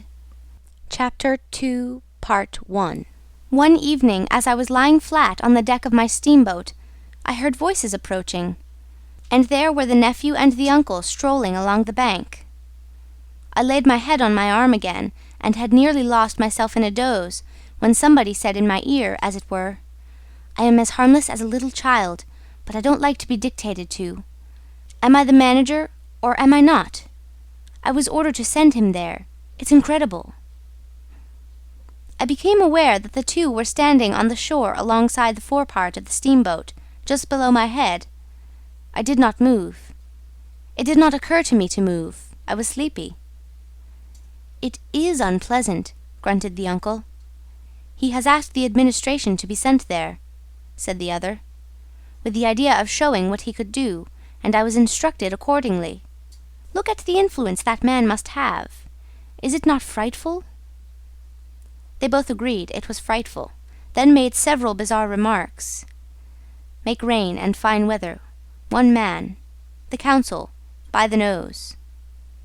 Bits of absurd sentences that got the better of my drowsiness, so that I had pretty near the whole of my wits about me when the uncle said, "The climate may do away with this difficulty for you. Is he alone there?" "Yes," answered the manager. "He sent his assistant down the river with a note to me in these terms: 'Clear this poor devil out of the country, and don't bother sending more of that sort.' I had rather be alone than have the kind of men you can dispose of with me." "It was more than a year ago. Can you imagine such impudence?" "Anything since then?" asked the other hoarsely. "Ivory," jerked the nephew. "Lots of it. Prime sort. Lots. Most annoying from him." "And with that?" questioned the heavy rumble. "Invoice," was the reply, fired out, so to speak. Then silence. They had been talking about Kurtz. I was broad awake by this time, but, lying perfectly at ease, remained still, having no inducement to change my position. "How did that ivory come all this way?" growled the elder man, who seemed very vexed. The other explained that it had come with a fleet of canoes in charge of an English half-caste clerk Kurtz had with him. That Kurtz had apparently intended to return himself, the station being by that time bare of goods and stores, but after coming 300 miles had suddenly decided to go back, which he started to do alone in a small dugout with 4 paddlers, leaving the half-caste to continue down the river with the ivory. The two fellows there seemed astounded at anybody attempting such a thing. They were at a loss for an adequate motive. As to me, I seemed to see Kurtz for the first time. It was a distant glimpse, the dugout, 4 paddling savages, and the lone white man turning his back suddenly on the headquarters, on relief, on thoughts of home, perhaps, settling his face toward the depths of the wilderness, towards his empty and desolate station. I did not know the motive. Perhaps he was simply a fine fellow who stuck to his work for its own sake. His name, you understand, had not been pronounced once. He was that man, the half-caste who, as far as I could see, had conducted a difficult trip with great prudence and pluck, was invariably alluded to as that scoundrel. The scoundrel had reported that the man had been very ill, had recovered imperfectly. The two below me moved away, then a few paces, and strolled back and forth at some little distance. I heard, "Military, post, doctor, 200 miles, quite alone now, unavoidable delays, 9 months, no news, strange rumours." They approached again, just as the manager was saying, "No one, as far as I know, unless a species of wandering trader, a pestilential fellow snapping ivory from the natives." Who was it they were talking about now? I gathered in snatches that this was some man supposed to be in Kurtz's district, and of whom the manager did not approve. "We will not be free from unfair competition till one of these fellows is hanged for an example," he said. "Certainly," grunted the other. "Get him hanged. Why not? Anything can be done in this country. That's what I say. Nobody here, you understand, here can endanger your position. And why? You stand the climate. You outlast them all. The danger is in Europe. But there, before I left, I took care to..." They moved off and whispered. Then their voices rose again. "The extraordinary series of delays is not my fault. I did my best." The fat man sighed. "Very sad." "And the pestiferous absurdity of his talk," continued the other. "He bothered me enough when he was here. Each station should be like a beacon on the road towards better things, a centre for trade, of course, but also for humanizing, improving, instructing. Conceive you, that ass! And he wants to be manager. No, it's..." Here he got choked by excessive indignation, and I lifted my head the least bit. I was surprised to see how near they were, right under me. I could have spat on their hats. They were looking at the ground, absorbed in thought. The manager was switching his leg with a slender twig. His sagacious relative lifted his head. "You have been well since you came out this time?" he asked. The other gave a start. "Who? I? Oh, like a charm, but the rest, oh my goodness, all sick. They die so quick, too, that I haven't the time to send them out of the country. It's incredible." Just so," grunted the uncle. "Ah, my boy, trust to this, I say, trust to this."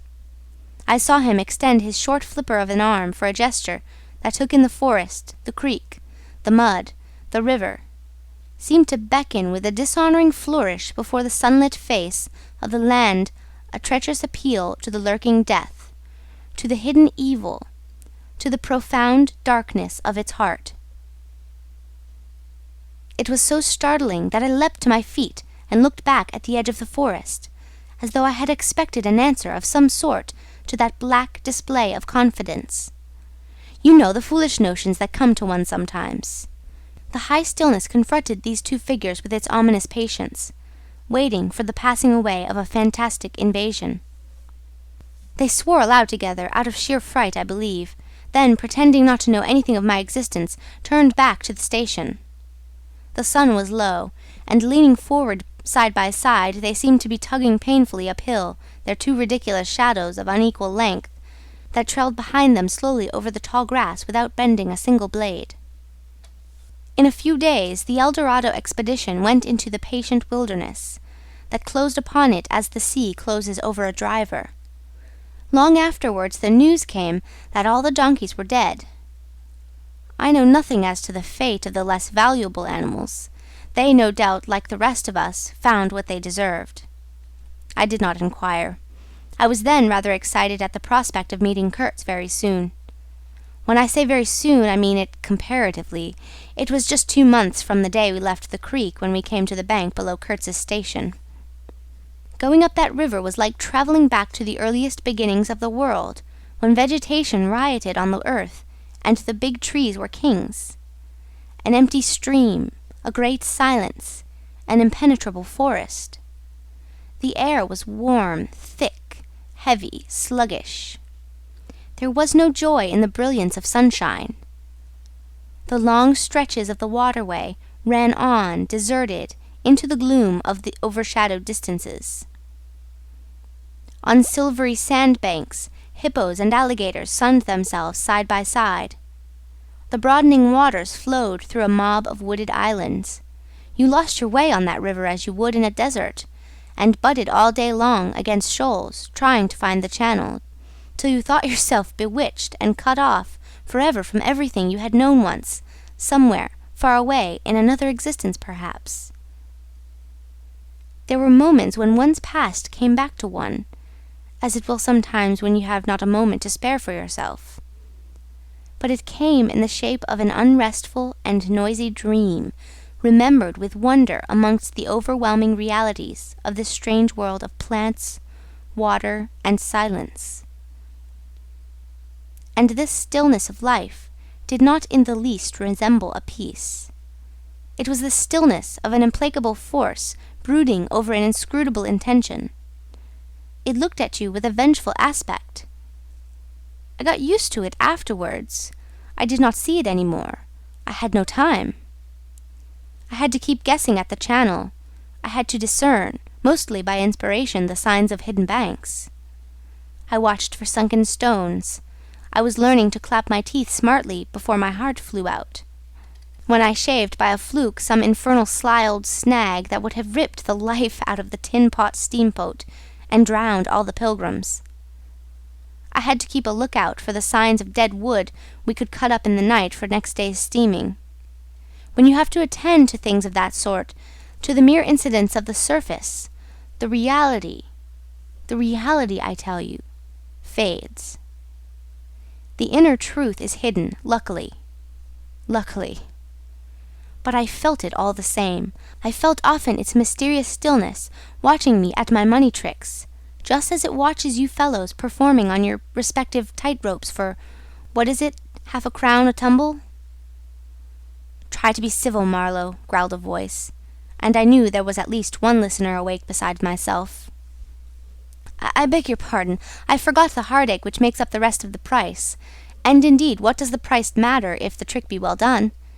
You do your tricks very well, and I didn't do badly either, since I managed not to sink that steamboat on my first trip. It's a wonder to me yet. Imagine a blindfolded man set to drive a van over a bad road. I sweated and shivered over that business considerably, I can tell you. After all, for a seaman, to scrape the bottom of the thing that's supposed to float all the time under his care is the unpardonable sin. No one may know of it, but you never forget the thump, eh? A blow on the very heart.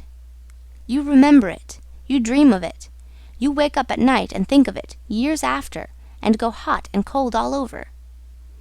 I don't pretend to say that steamboat floated all the time. More than once she had to wade for a bit, with 20 cannibals splashing around and pushing. We had enlisted some of these chaps on the way for a crew. Fine fellows, cannibals, in their place. They were men one could work with, and I'm grateful to them. And after all, they did not eat each other before my face. They had brought along a provision of hippo meat, which went rotten, and made the mystery of the wilderness stink in my nostrils. Phew, I can sniff it now. I had the manager on board and 3 or 4 pilgrims with their staves, all complete. Sometimes we came upon a station close by the bank, clinging to the skirts of the unknown, and the white men rushing out of a tumble-down hovel with great gestures of joy and surprise and welcome. Seemed very strange, had the appearance of being held there captive by a spell. The word ivory would ring in the air for a while, and on we went again into the silence, along empty reaches, round the still bends, between the high walls of our winding way, reverberating in hollow claps the ponderous beat of the stern wheel. Trees, millions of trees, massive, immense, running up high, and at their foot, hugging the bank against the stream, crept the little begrimed steamboat like a sluggish beetle crawling on the floor of a lofty portico. It made you feel very small, very lost, and yet it was not altogether depressing, that feeling. After all, if you were small, the grimy beetle crawled on, which was just what you wanted it to do. Where the pilgrims imagined it crawled to, I don't know. To some place where they expected to get something, I bet. For me, it crawled towards Kurtz, exclusively. But when the steam pipes started leaking, we crawled very slow. The reaches opened before us and closed behind, as if the forest had stepped leisurely across the water to bar the way for our return. We penetrated deeper and deeper into the heart of darkness. It was very quiet there. At night, sometimes, the roll of drums behind the curtain of trees would run up the river and remain sustained faintly, as if hovering in the air high over our heads, till the first break of day. Whether it meant war, peace, or prayer, we could not tell. The dawns were heralded by the descent of a chill stillness. The woodcutters slept, their fires burned low. The snapping of a twig would make you start. We were wanderers on a prehistoric Earth, on an Earth that wore the aspect of an unknown planet. We could have fancied ourselves the first of men taking possession of an accursed inheritance, to be subdued at the cost of profound anguish and of excessive toil. But suddenly, as we struggled round a bend, there would be a glimpse of rush walls, of peaked glass roofs, a burst of yells, a whirl of black limbs, a mass of hands clapping, of feet stamping, of bodies swaying, of eyes rolling, under the droop of heavy and motionless foliage. The steamer toiled along slowly on the edge of a black and incomprehensible frenzy. The prehistoric man was cursing us, praying to us, welcoming us. Who could tell? We were cut off from the comprehension of our surroundings. We glided past like phantoms, wondering and secretly appalled, as sane men would be before an enthusiastic outbreak in a madhouse. We could not understand because we were too far, and could not remember because we were travelling in the night of first ages, of those ages that are gone, leaving hardly a sign, and no memories. The earth seemed unearthly. We are accustomed to look upon the shackled form of a conquered monster, but there you could look at a thing monstrous and free. It was unearthly, and the men were... No, they were not inhuman. Well, you know, that was the worst of it, this suspicion of their not being inhuman. It would come slowly to one. They howled and leaped, and spun, and made horrid faces. But what thrilled you was just the thought of their humanity, like yours, the thought of your remote kinship with this wild and passionate uproar. Ugly. Yes, it was ugly enough, but if you were man enough, you would admit to yourself that there was in you just the faintest trace of a response to the terrible frankness of that noise, a dim suspicion of there being a meaning in it which you so remote from the night of first ages, could comprehend. And why not? The mind of man is capable of anything, because everything is in it, all the past as well as all the future. What was there, after all? Joy, fear, sorrow, devotion, valor, rage? Who can tell? But truth. Truth stripped of its cloak of time. Let the fool gape and shudder. The man knows, and can look on without a wink. But he must at least be as much of a man as these on the shore. He must meet that truth with his own true stuff, with his own inborn strength. Principles won't do. Acquisitions, clothes, pretty rags that would fly off at the first good shake. No, you want a deliberate belief. An appeal to me in this fiendish row, is there? Very well, I hear, I admit, but I have a voice too, and for good or evil mine is the speech that cannot be silenced. Of course a fool, what with sheer fright and fine sentiments, is always safe. Who's that grunting? You wonder I didn't go ashore for a howl and a dance? Well, no, I didn't. Fine sentiments, you say? Fine sentiments be hanged! I had no time. I had to mess about with white lead and strips of woolen blanket, helping to put bandages on those leaky steam pipes, I tell you. I had to watch the steering, and circumvent those snags, and get the tin pot along by hook or by crook. There was surface truth enough in these things to save a wiser man. And between whiles I had to look after the savage who was fireman. He was an improved specimen. He could fire up a vertical boiler. He was there below me, and, upon my word, to look at him was as edifying as seeing a dog, in a parody of breeches and a feather hat, walking on his hind legs. A few months of training had done for that really fine chap. He squinted at the steam gauge and at the water gauge with an evident effort of intrepidity. And he had filed teeth, too, the poor devil, and the wool of his pate shaved into queer patterns, and 3 ornamental scars on each of his cheeks. He ought to have been clapping his hands and stamping his feet on the bank, instead of which he was hard at work, a thrall to strange witchcraft, full of improving knowledge. He was useful because he had been instructed, and what he knew was this, that should the water in that transparent thing disappear, the evil spirit inside the boiler would get angry through the greatness of his thirst, and take a terrible vengeance. So he sweated and fired up and watched the glass fearfully, with an impromptu charm made of rags tied to his arm, and a piece of polished bone as big as a watch stuck flatways through his lower lip. While the wooded bank slipped past us slowly, the short noise was left behind, the interminable miles of silence, and we crept on towards Kurtz. But the snags were thick, the water was treacherous and shallow, the boiler seemed indeed to have a sulky devil in it, and thus neither that fireman nor I had any time to peer into our creepy thoughts.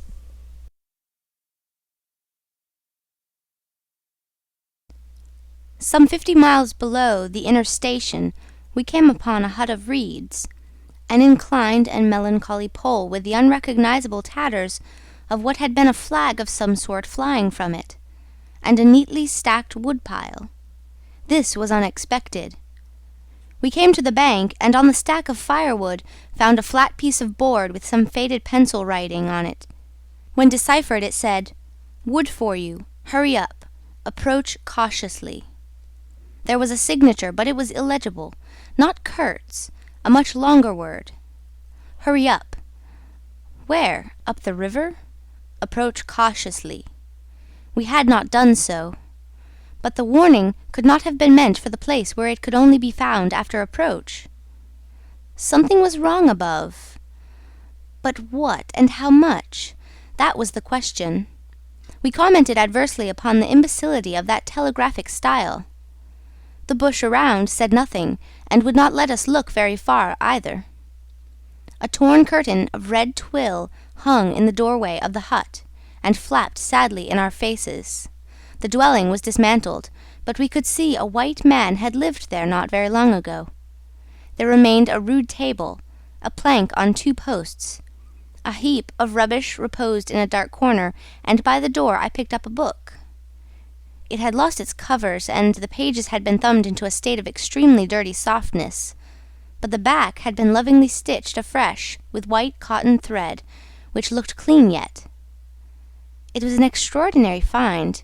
Its title was An Inquiry into Some Points of Seamanship, by a man Towson, some such name, master in His Majesty's Navy.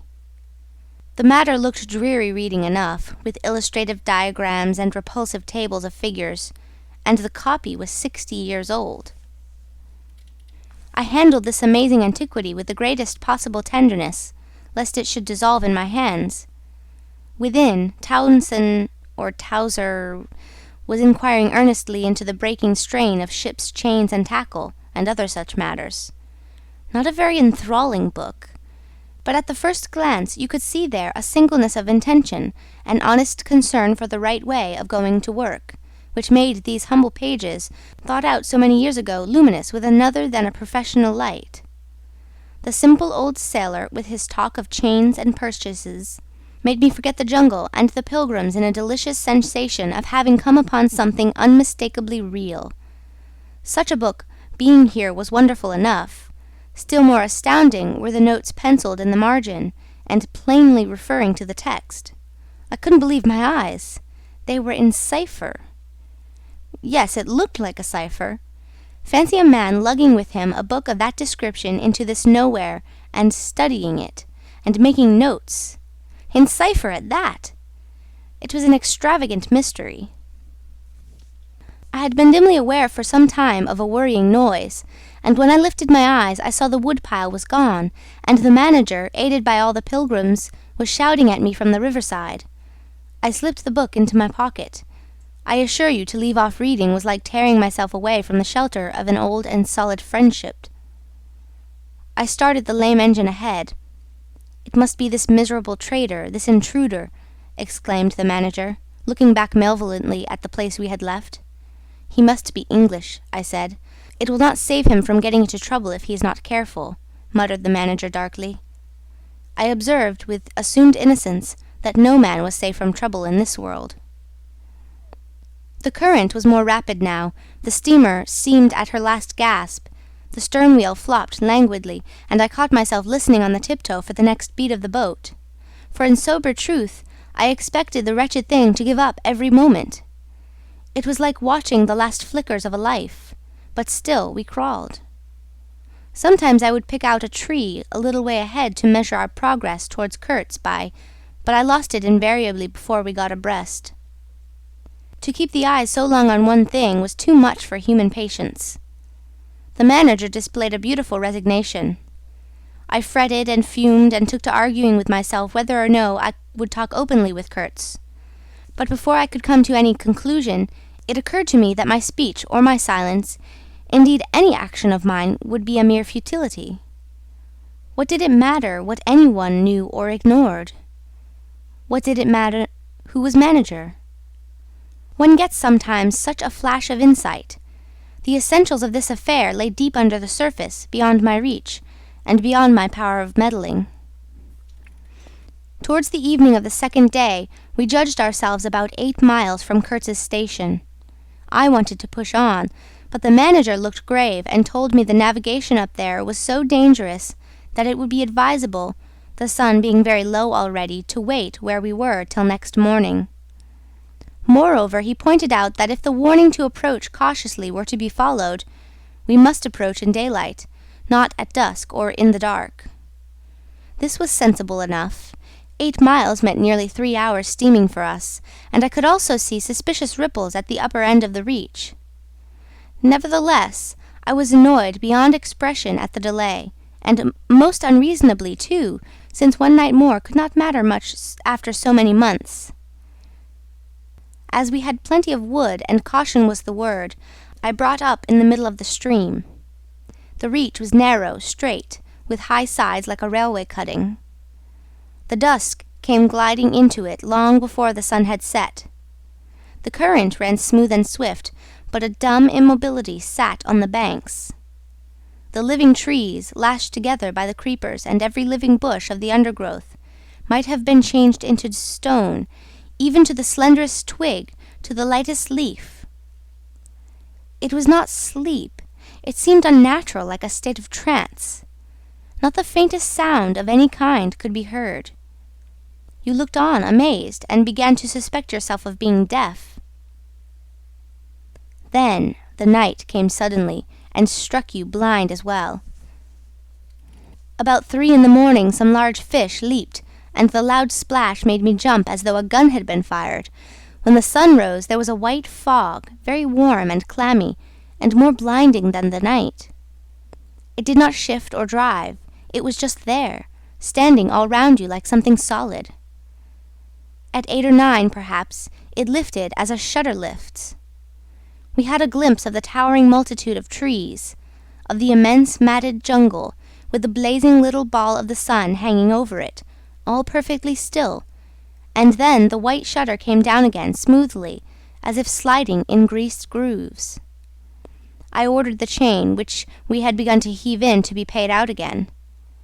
Before it stopped running with a muffled rattle, a cry, a very loud cry, as of infinite desolation, soared slowly in the opaque air. It ceased. A complaining clamour, modulated in savage discords, filled our ears. The sheer unexpectedness of it made my hair stir under my cap. I don't know how it struck the others. To me it seemed as though the mist itself screamed, so suddenly, and apparently from all sides at once did this tumultuous and mournful uproar arise. It culminated in a hurried outbreak of almost intolerably excessive shrieking, which stopped short, leaving us stiffened in a variety of silly attitudes, and obstinately listening to the nearly as appalling and excessive silence. "Good God! What is the meaning?" stammered at my elbow one of the pilgrims, a little fat man with sandy hair and red whiskers, who wore side-spring boots and pink pig pyjamas tucked into his socks. 2 others remained open-mouthed a minute, then dashed into the little cabin to rush out incontinently and stand, darting scared glances with Winchesters at ready in their hands. What we could see was just the steamer we were on. Her outlines blurred as though she had been on the point of dissolving, and a misty strip of water, perhaps 2 feet broad, around her. And that was all. The rest of the world was nowhere, as far as our eyes and ears were concerned. Just nowhere. Gone. Disappeared. Swept off without leaving a whisper or a shadow behind. I went forward and ordered the chain to be hauled in short, so as to be ready to trip the anchor and move the steamboat at once if necessary. "Will they attack?" whispered an odd voice. "We will all be butchered in this fog," murmured another. The faces twitched with the strain, the hands trembled slightly, the eyes forgot to wink. It was very curious to see the contrast of expressions of the white men and of the black fellows of our crew, who were as much strangers to that part of the river as we, though their homes were only 800 miles away. The whites, of course, greatly discomposed, had besides a curious look of being painfully shocked by such an outrageous row. The others had an alert, naturally interested expression, but their faces were essentially quiet, even those of the 1 or 2 who grinned as they hauled at the chain. Several exchanged short, grunting phrases, which seemed to settle the matter to their satisfaction. Their headman, a young, broad-chested black, severely draped in a dark blue fringed cloths, with fierce nostrils and his hair all done up artfully in oily ringlets, stood near me. "Aha!" I said, just for good fellowship's sake. "Catch 'em!" he snapped, with a bloodshot widening of his eyes and a flash of sharp teeth. "Catch 'im. Give 'im to us." "To you, eh?" I asked. "What would you do them?" "Eat 'em," he said curtly, and leaning his elbow on the rail, looked out into the fog in a dignified and profoundly pensive attitude. I would no doubt have been properly horrified had it not occurred to me that he and his chaps must be very hungry, that they must have been growing increasingly hungry for at least this month past. They had been engaged for 6 months. I don't think a single one of them had had any clear idea of the time, as we at the end of countless ages have. They still belonged to the beginnings of time, had no inherited experience to teach them, as it were. And, of course, as long as there was a piece of paper written over in accordance with some farcical law or other made down the river, it didn't enter anybody's head to trouble how they would live. Certainly they had brought with them some rotten hippo meat, which couldn't have lasted very long anyway, even if the pilgrims hadn't, in the midst of a shocking hullabaloo, thrown a considerable quantity of it overboard.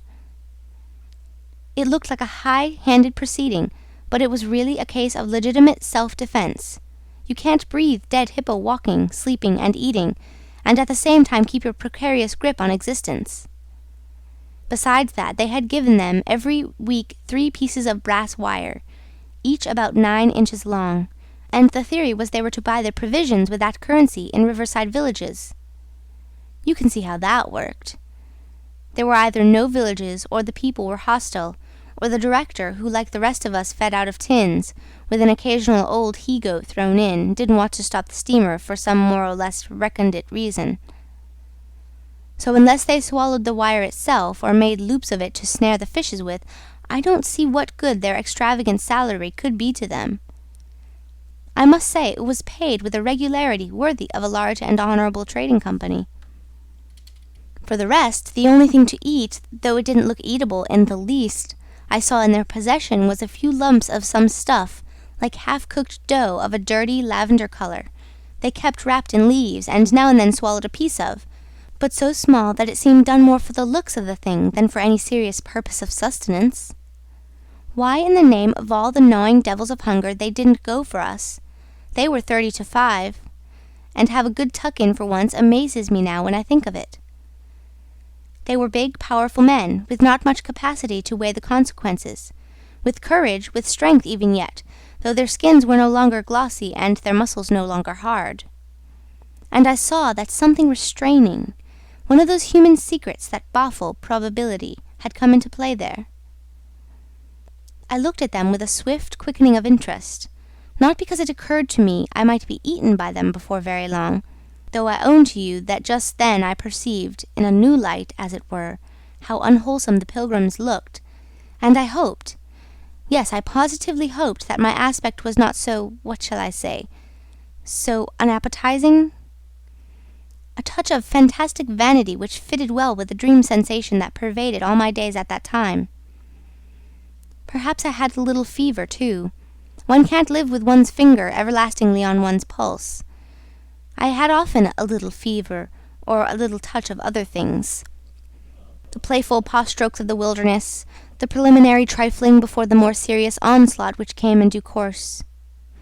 Yes, I looked at them as you would on any human being, with a curiosity of their impulses, motives, capacities, weaknesses, when brought to the test of an inexorable physical necessity. Restraint! What possible restraint? Was it superstition, disgust, patience, fear, or some kind of primitive honor? No fear can stand up to hunger, no patience can wear it out. Disgust simply does not exist where hunger is. And as to superstition, beliefs, and what you may call principles, they are less than chaff in a breeze. Don't you know the devilry of lingering starvation, its exasperating torment, its black thoughts, its sombre and brooding ferocity? Well, I do. It takes man all his inborn strength to fight hunger properly. It's really easier to face bereavement, dishonor, and the perdition of one's soul than this kind of prolonged hunger. Sad, but true. And these chaps, too, had no earthly reason for any kind of scruple. Restraint! I would just as soon have expected restraint from a hyena prowling amongst the corpses of a battlefield. But there was the fact facing me. The fact, dazzling to be seen, like the foam on the depths of the sea, like a ripple on an unfathomable enigma, a mystery greater, when I thought of it, than the curious, inexplicable note of desperate grief in this savage clamor that had swept by us on the river-bank, behind the blind whiteness of the fog. End of Chapter 2, Part 1.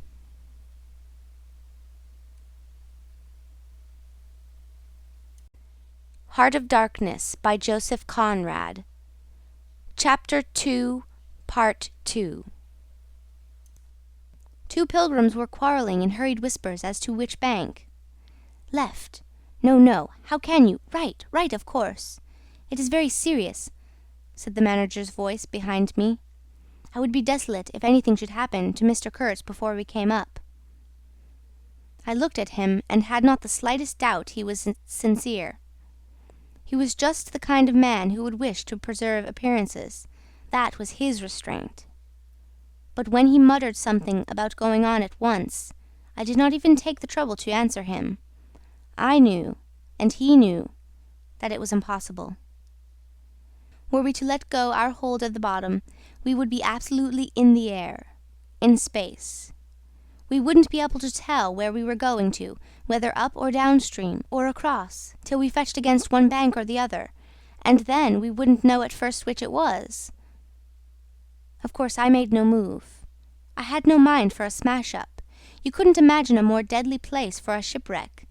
Whether we drowned at once or not, we were sure to perish speedily in one way or another. I authorize you to take all the risks, he said, after a short silence. I refuse to take any, I said shortly, which was just the answer he expected, though its tone might have surprised him. Well, I must defer to your judgment. You are captain, he said with marked civility. I turned my shoulder to him in sign of my appreciation, and looked into the fog. How long would it last? It was the most hopeless lookout. The approach to this Kurtz grubbing for ivory in the wretched bush was beset by as many dangers as though he had been an enchanted princess sleeping in a fabulous castle. "Will they attack, do you think?" asked the manager in a confidential tone. I did not think they would attack, for several obvious reasons. The thick fog was one. If they left the bank in their canoes, they would get lost in it, as we would be if we attempted to move. Still, I had also judged the jungle of both banks quite impenetrable, and yet eyes were in it, eyes that had seen us. The riverside bushes were certainly very thick, but the undergrowth behind was evidently penetrable. However, during the short lift I had seen no canoes anywhere in the reach, certainly not abreast of the steamer. But what made the idea of attack inconceivable to me was the nature of the noise, of the cries we had heard. They had not the fierce character boding immediate hostile intention. Unexpected, wild, and violent as they had been, they had given me an irresistible impression of sorrow. The glimpse of the steamboat had for some reason filled those savages with unrestrained grief. The danger, if any, I expounded, was from our proximity to a great human passion let loose. Even extreme grief may ultimately vent itself in violence, but more generally takes the form of apathy. You should have seen the pilgrims stare. They had no heart to grin, or even to revile me. But I believe they thought me gone mad, with fright maybe. I delivered a regular lecture. My dear boys, it was no good bothering. Keep a lookout? Well, you may guess I watched the fog for the signs of lifting as a cat watches a mouse. But for anything else, our eyes were of no more use to us than if we had been buried miles deep in a heap of cotton wool. It felt like it, too, choking, warm, stifling. Besides, all I said, though it sounded extravagant, was absolutely true to fact. What we afterwards alluded to as an attack was really an attempt at repulse. The action was very far from being aggressive. It was not even defensive in the usual sense. It was undertaken under the stress of desperation, and in its essence was purely protective. It developed itself, I should say, 2 hours after the fog lifted, and its commencement was at a spot, roughly speaking, about 1.5 miles below Kurtz's station. We had just floundered and flopped round a bend, when I saw an islet, a mere grassy hummock of bright green in the middle of the stream. It was the only thing of the kind, but as we opened the reach more, I perceived it was the head of a long sandbank, or rather of a chain of shallow patches stretching down the middle of the river. They were discoloured, just awash, and the whole lot was seen under the water, exactly as a man's backbone is seen running down the middle of his back under the skin. Now, as far as I did see, I could go to the right or to the left of this. I didn't know either channel, of course. The banks looked pretty well alike, the depth appeared the same. But as I had been informed the station was on the west side, I naturally headed for the western passage. No sooner had we fairly entered it than I became aware it was much narrower than I had supposed. To the left of us there was the long uninterrupted shoal, and to the right a high, steep bank, heavily overgrown with bushes. Above the bush the trees stood in serried ranks. The twigs overhung the current thickly, and from distance to distance a large limb of some tree projected rigidly over the stream. It was then well on in the afternoon, the face of the forest was gloomy, and a broad strip of shadow had already fallen on the water. In this shadow we steamed up, very slowly, as you may imagine. I sheered her well inshore, the water being deepest near the bank, as the sounding-pole informed me. One of my hungry and forbearing friends was sounding in the bows just below me. This steamboat was exactly like a decked scow. On the deck there were 2 little teak-wood houses with doors and windows. The boiler was in the fore-end, and the machinery right astern. Over the whole there was a light roof supported on stanchions. The funnel projected through that roof, and in front of the funnel a small cabin built of light planks served for a pilot-house. It contained a couch, 2 camp stools, a loaded Martini Henry leaning in one corner, a tiny table, and the steering wheel. It had a wide door in front and a broad shutter at each side. All these were always thrown open, of course. I spent my days perched up there on the extreme fore-end of that roof before the door. At night I slept, or tried to, on the couch.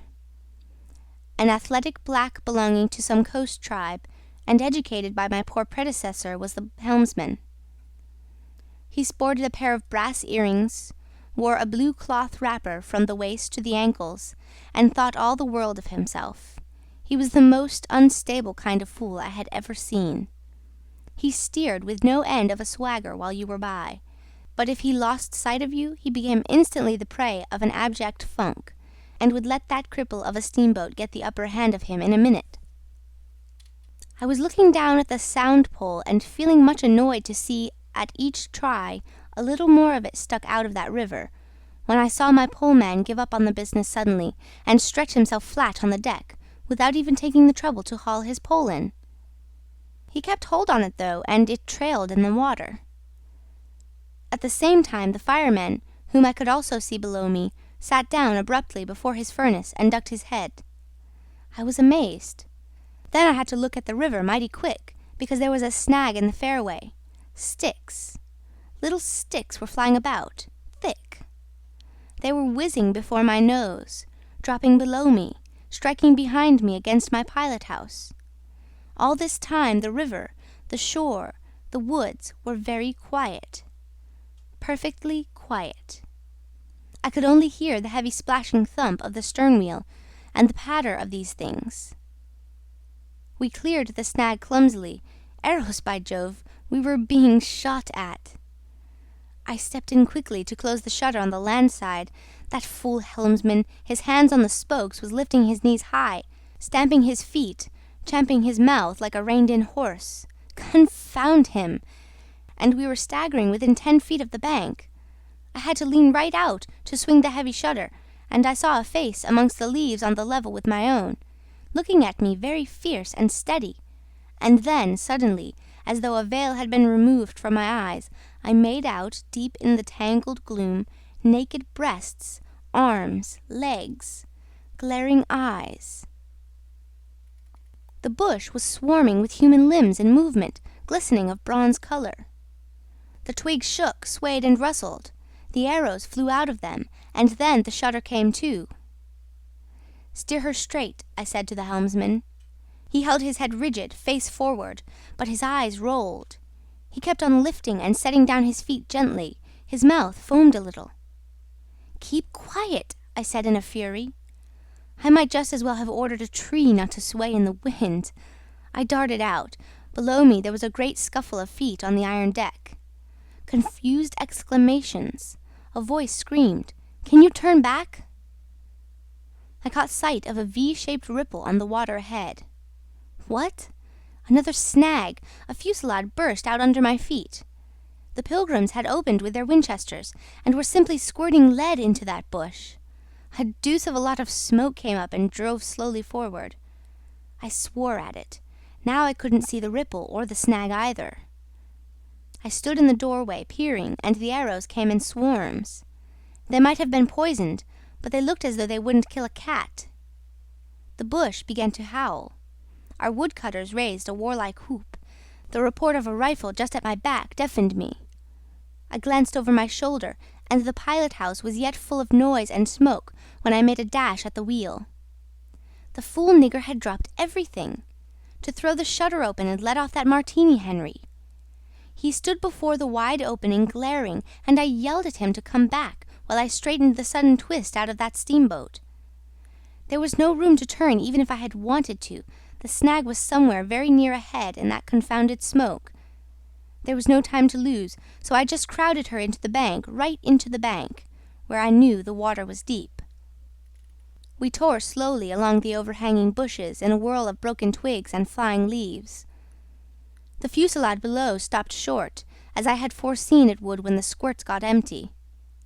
I threw my head back to a glinting whiz that traversed the pilot-house, in at one shutter-hole and out at the other.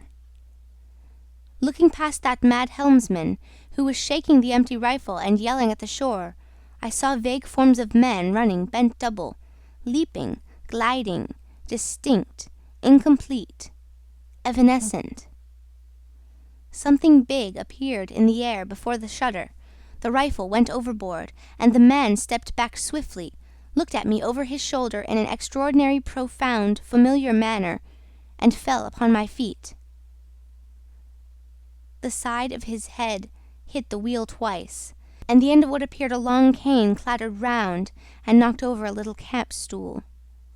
It looked as though, after wrenching that thing from somebody ashore, he had lost his balance in the effort. The thin smoke had blown away. We were clear of the snag, and looking ahead I could see that in another 100 yards or so I would be free to sheer off, away from the bank.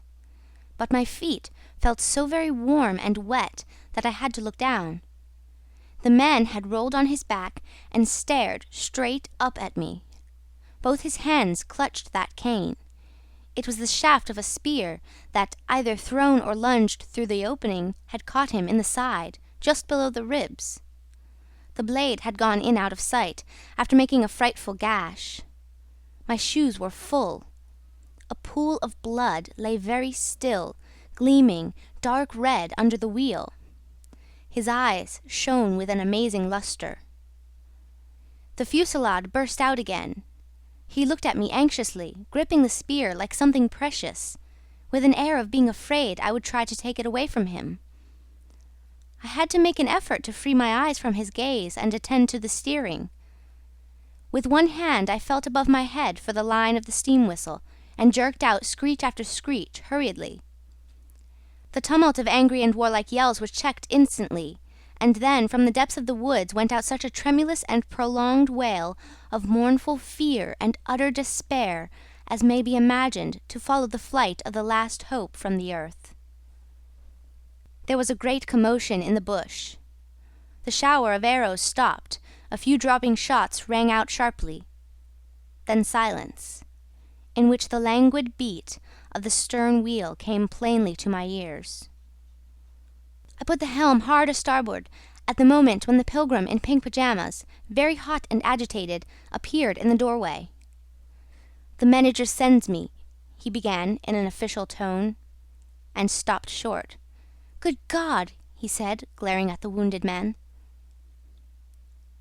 We two whites stood over him, and his lustrous and inquiring glance enveloped us both.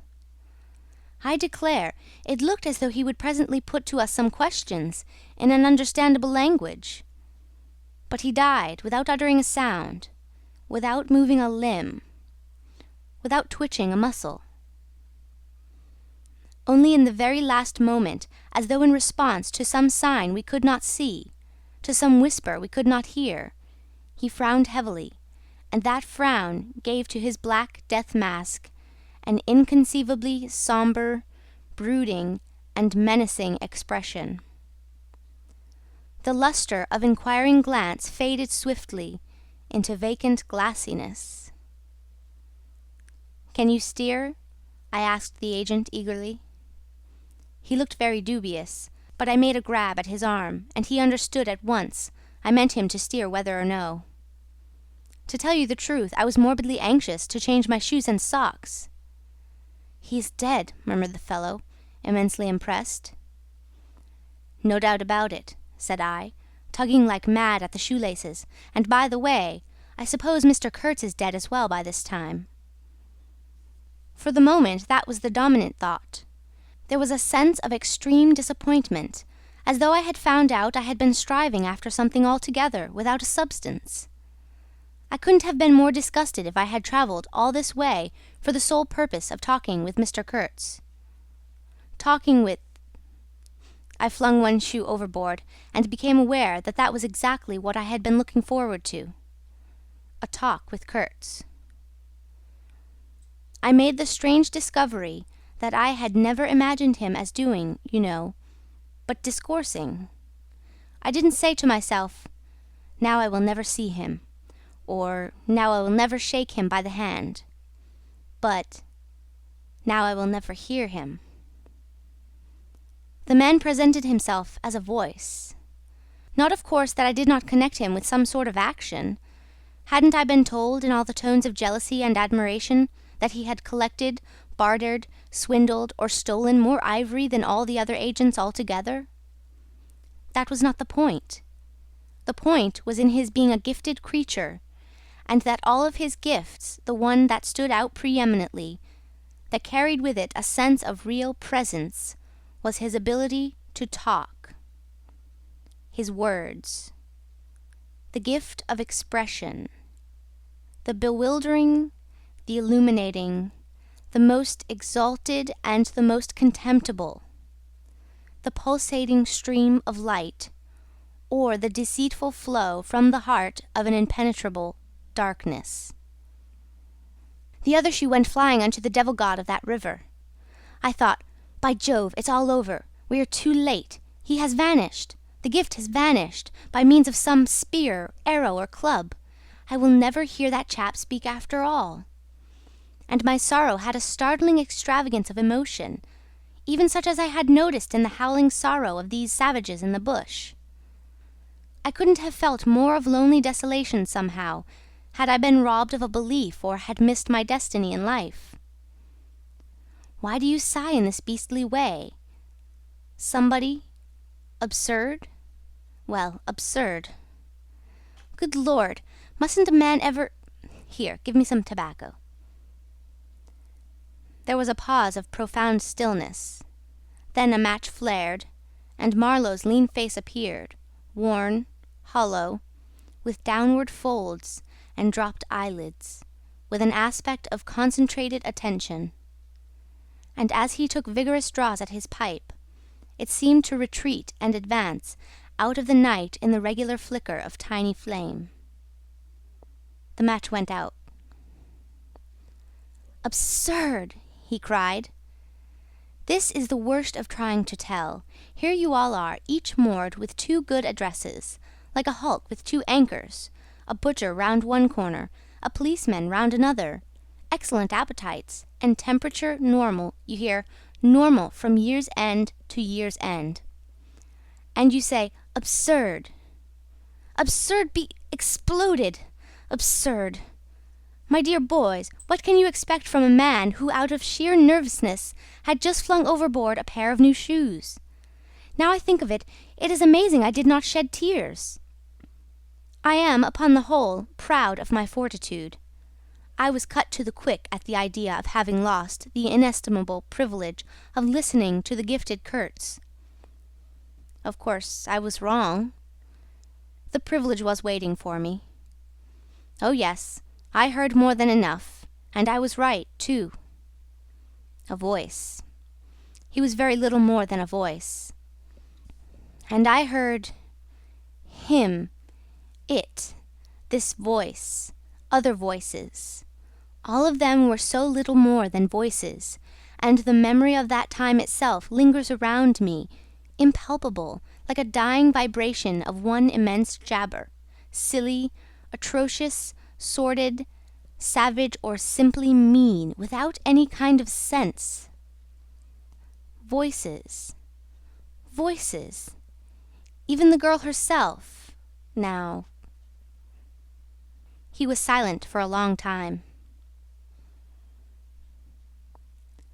I laid the ghost of his gifts at last with a lie, he began suddenly. Girl? What? Did I mention a girl? Oh, she is out of it completely. The women, I mean, are out of it, should be out of it. We must help them to stay in that beautiful world of their own, lest ours gets worse. Oh, she had to be out of it. You should have heard the disinterred body of Mr. Kurtz saying, "My intended." You would have perceived directly then how completely she was out of it. And the lofty frontal bone of Mr. Kurtz. They say the hair goes on growing sometimes, but this, specimen was impressively bald. The wilderness had patted him on the head, and behold, it was like a ball, an ivory ball. It had caressed him, and lo, he had withered. It had taken him, loved him, embraced him, got into his veins, consumed his flesh, and sealed his soul to its own by the inconceivable ceremonies of some devilish initiation. He was its spoiled and pampered favourite. Ivory? I should think so. Heaps of it. Stacks of it. The old mud shanty was bursting with it. You would think there was not a single tusk left either above or below the ground in the whole country. Mostly fossil, the manager had remarked disparagingly. It was no more fossil than I am, but they call it fossil when it is dug up. It appears these niggers do bury the tusks sometimes, but evidently they couldn't bury this parcel deep enough to save the gifted Mr. Kurtz from his fate. We filled the steamboat with it, and had to pile a lot on the deck. Thus he could see and enjoy as long as he could see, because the appreciation of this favour had remained with him to the last. You should have heard him say, "My ivory." Oh yes, I heard him. My intended, my ivory, my station, my river, my... everything belonged to him. It made me hold my breath in expectation of hearing the wilderness burst into a prodigious peal of laughter that would shake the fixed stars in their places. Everything belonged to him, but that was a trifle. The thing was to know what he belonged to. How many powers of darkness claimed him for their own. That was the reflection that made you creepy all over. It was impossible. It was not good for one either, trying to imagine. He had taken a high seat amongst the devils of the land. I mean literally. You can't understand. How could you?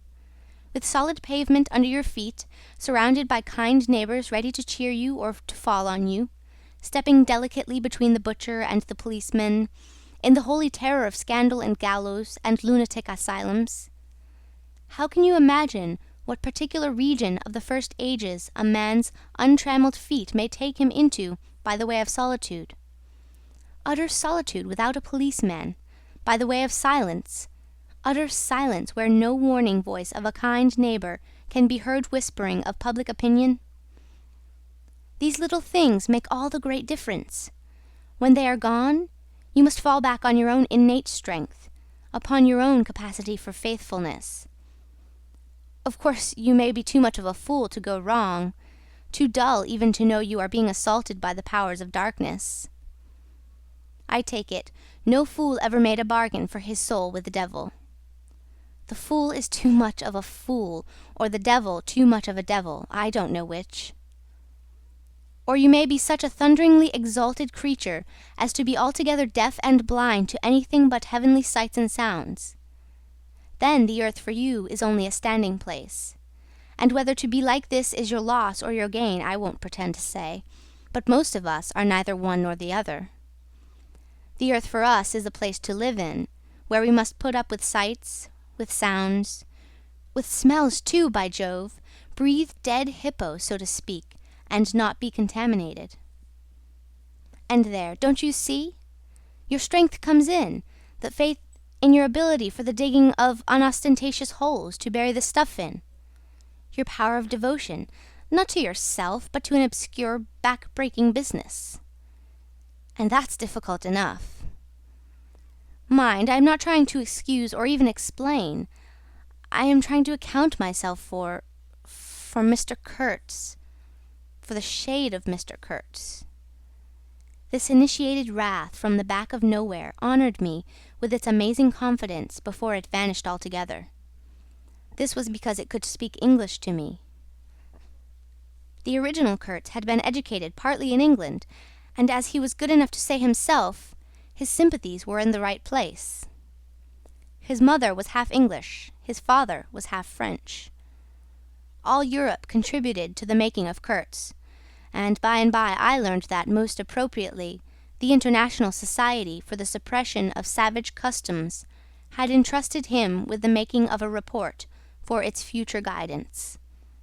And he had written it, too. I've seen it. I've read it.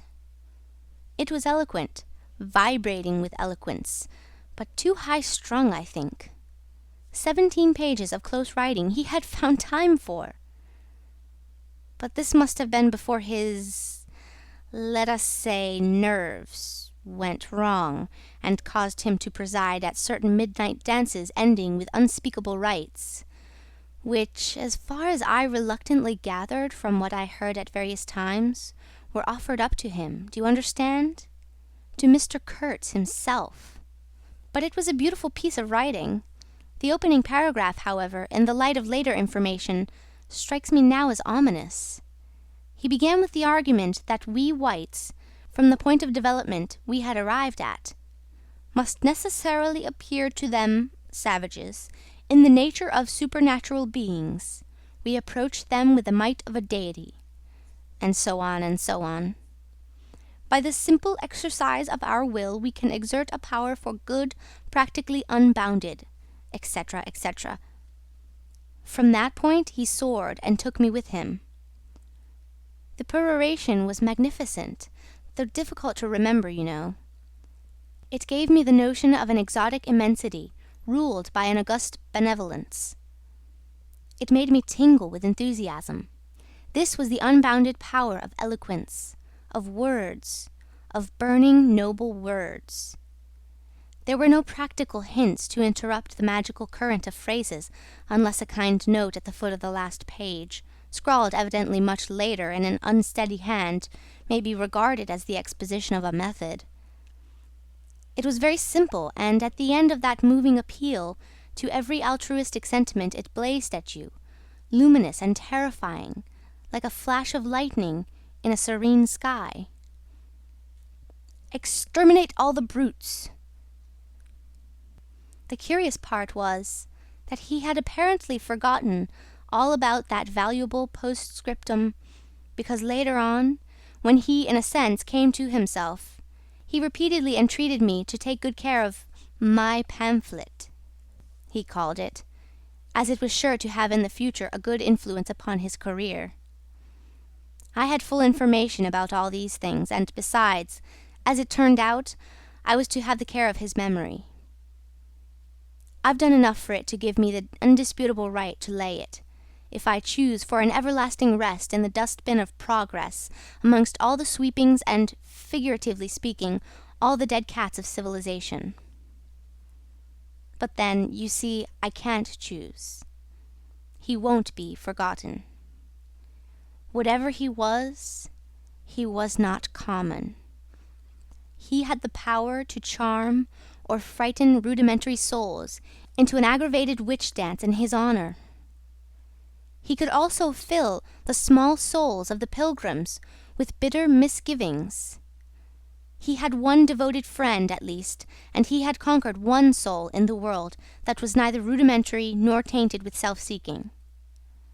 No, I can't forget him, though I am not prepared to affirm the fellow was exactly worth the life we lost in getting to him.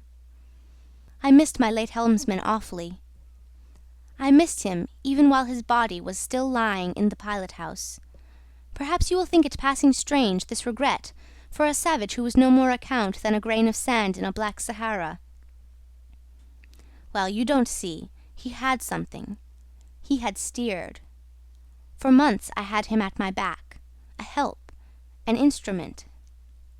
It was a kind of partnership. He steered for me, I had to look after him, I worried about his deficiencies, and thus a subtle bond had been created, of which I only became aware when it was suddenly broken.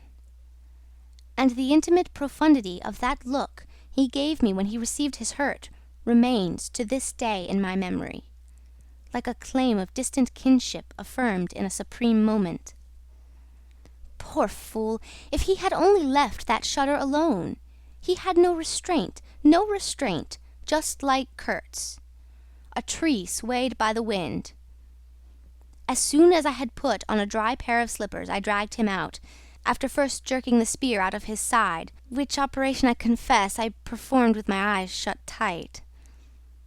His heels leaped together over the little doorstep. His shoulders were pressed to my breast. I hugged him from behind desperately. Oh, he was heavy, heavier than any man on earth, I should imagine. Then, without more ado, I tipped him overboard. The current snatched him as though he had been a wisp of grass, and I saw the body roll over twice before I lost sight of it forever. All the pilgrims and the manager were then congregated on the awning deck about the pilot-house, chattering at each other like a flock of excited magpies. And there was a scandalized murmur at my heartless promptitude. What they wanted to keep that body hanging about for, I can't guess. Embalm it, maybe? But I had also heard another, and a very ominous, murmur on the deck below. My friends, the woodcutters, were likewise scandalized, and with better show of reason, though I admit that the reason itself was quite inadmissible. Oh, quite! I had made up my mind that if my late helmsman was to be eaten, the fishes alone should have him. He had been a very second-rate helmsman while alive, but now he was dead, he might have become a first-class temptation, and possibly cause some startling trouble. Besides, I was anxious to take the wheel, the man in pink pyjamas showing himself a hopeless duffer at the business. This I did directly the simple funeral was over. We were going half speed, keeping right in the middle of the stream, and I listened to the talk about me. They had given up Kurtz. They had given up the station. Kurtz was dead, and the station had been burnt, and so on, and so on. The red-haired pilgrim was beside himself with the thought that at least this poor Kurtz had been properly avenged. "Say, we must have made a glorious slaughter of them in the bush, eh? What do you think? Say?" He positively danced, the bloodthirsty little gingery beggar.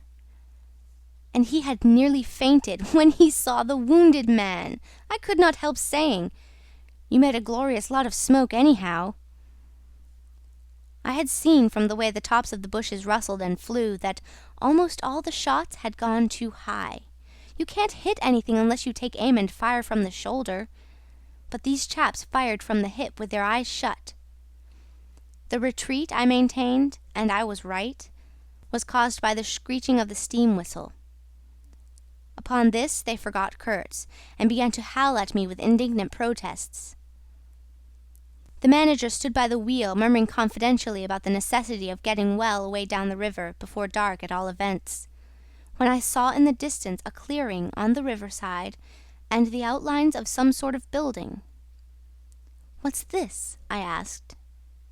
He clapped his hands in wonder. "The station!" he cried. I edged in at once, still going half speed. Through my glasses I saw the slope of a hill interspersed with rare trees, and perfectly free from undergrowth. A long decaying building on the summit was half buried in the high grass. The large holes in the peaked roof gaped black from afar. The jungle and the woods made a background. There was no enclosure or fence of any kind, but there had been one apparently, for near the house half a dozen slim posts remained in a row, roughly trimmed and with their upper ends ornamented with round carved balls. The rails, or whatever there had been between, had disappeared. Of course, the forest surrounded all that. The river-bank was clear, and on the water-side I saw a white man under a hat like a cartwheel beckoning persistently with his whole arm. Examining the edge of the forest above and below, I was almost certain I could see movements. Human forms gliding here and there.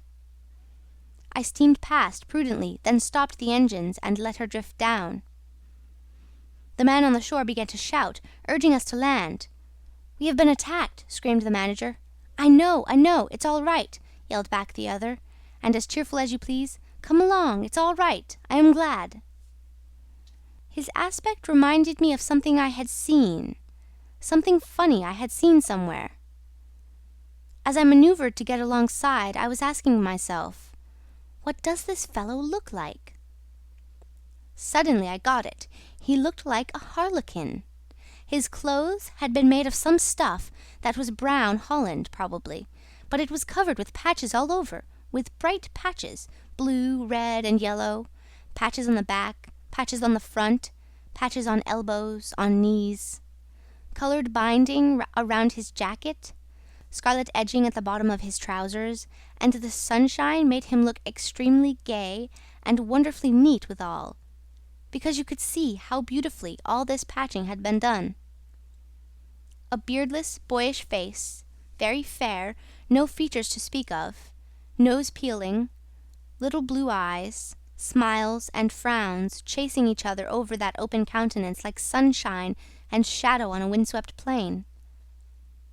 "Look out, Captain!" he cried. "There's a snag lodged in here last night." "What, another snag?" I confess I swore shamefully. I had nearly holed my cripple to finish off that charming trip. The harlequin on the bank turned his little pug nose up to me. "You English?" he asked, all smiles. "Are you?" I shouted from the wheel. The smiles vanished, and he shook his head as if sorry for my disappointment. Then he brightened up. "Never mind," he cried encouragingly. "Are we in time?" I asked. "He is up there," he replied, with a toss of the head up the hill, and becoming gloomy all of a sudden. His face was like the autumn sky, overcast one moment and bright the next. When the manager, escorted by the pilgrims, all of them armed to the teeth, had gone to the house, this chap came on board. "I say, I don't like this. These natives are in the bush," I said. He assured me earnestly it was all right. "They are simple people," he added. "Well, I am glad you came. It took me all my time to keep them off." "But you said it was all right," I cried. "Oh, they meant no harm," he said, and as I stared he corrected himself. "Not exactly." Then vivaciously, "My faith, your pilot-house wants a clean-up." In the next breath he advised me to keep enough steam on the boiler to blow the whistle in case of any trouble. "One good screech will do more for you than all your rifles. They are simple people," he repeated. He rattled away at such a rate he quite overwhelmed me. He seemed to be trying to make up for lots of silence, and actually hinted, laughing, that such was the case. "Don't you talk with Mr. Kurtz?" I said. "You don't talk with that man. You listen to him," he exclaimed with severe exultation. "But now..." He waved his arm, and in the twinkling of an eye was in the uttermost depths of despondency. In a moment he came up again with a jump, possessed himself of both my hands, shook them continuously while he gabbled, "Brother sailor, honor, pleasure, delight, introduce myself, Russian, son of an archpriest, government of Tamboy, what? Tobacco, English tobacco, the excellent English tobacco. Now that's brotherly. Smoke? Where's a sailor that does not smoke?" The pipe soothed him, and gradually I made out he had run away from school, had gone to sea in a Russian ship, ran away again, served some time in English ships, was now reconciled with the archpriest. He made a point of that. "But when one is young one must see things, gather experience, ideas, enlarge the mind." "Here," I interrupted, "you can never tell." "Here I met Mr. Kurtz," he said, youthfully solemn and reproachful. I held my tongue after that. It appears he had persuaded a Dutch trading house on the coast to fit him out with stores and goods, and had started for the interior with a light heart and no more idea of what would happen to him than a baby. He had been wandering about that river for nearly 2 years alone, cut off from everybody and everything. "I am not so young as I look. I am 25, he said. "At first old Van Schuiten would tell me to go to the devil," he narrated with keen enjoyment, "but I stuck to him and talked, till at last he got afraid I would talk the hind leg off his favourite dog, so he gave me some cheap things and a few guns, and told me he hoped he would never see my face again. Good old Dutchman Van Schuiten. I've sent him one small lot of ivory a year ago, so that he can't call me a little thief when I get back. I hope he got it. And for the rest, I don't care. I had some wood stacked for you. That was my old house. Did you see?" I gave him Towson's book. He made as though he would kiss me, but restrained himself. "The only book I had left, and I thought I had lost it," he said, looking at it ecstatically. "So many accidents happen to a man going about alone, you know. Canoes get upset sometimes, and sometimes you got to clear out so quick when the people get angry." He thumbed the pages. "You made notes in Russian?" I asked. He nodded. "I thought they were written in cipher," I said. He laughed, then became serious. "I had lots of trouble to keep these people off," he said. "Did they want to kill you?" I asked. "Oh, no!" he cried, and checked himself. "Why did they attack us?" I pursued. He hesitated, then said shamefacedly, "They don't want him to go." "Don't they?" I said curiously. He nodded, a nod full of mystery and wisdom. "I tell you," he cried, "this man has enlarged my mind." He opened his arms wide, staring at me with his little blue eyes that were perfectly round. End of chapter 2, part 2.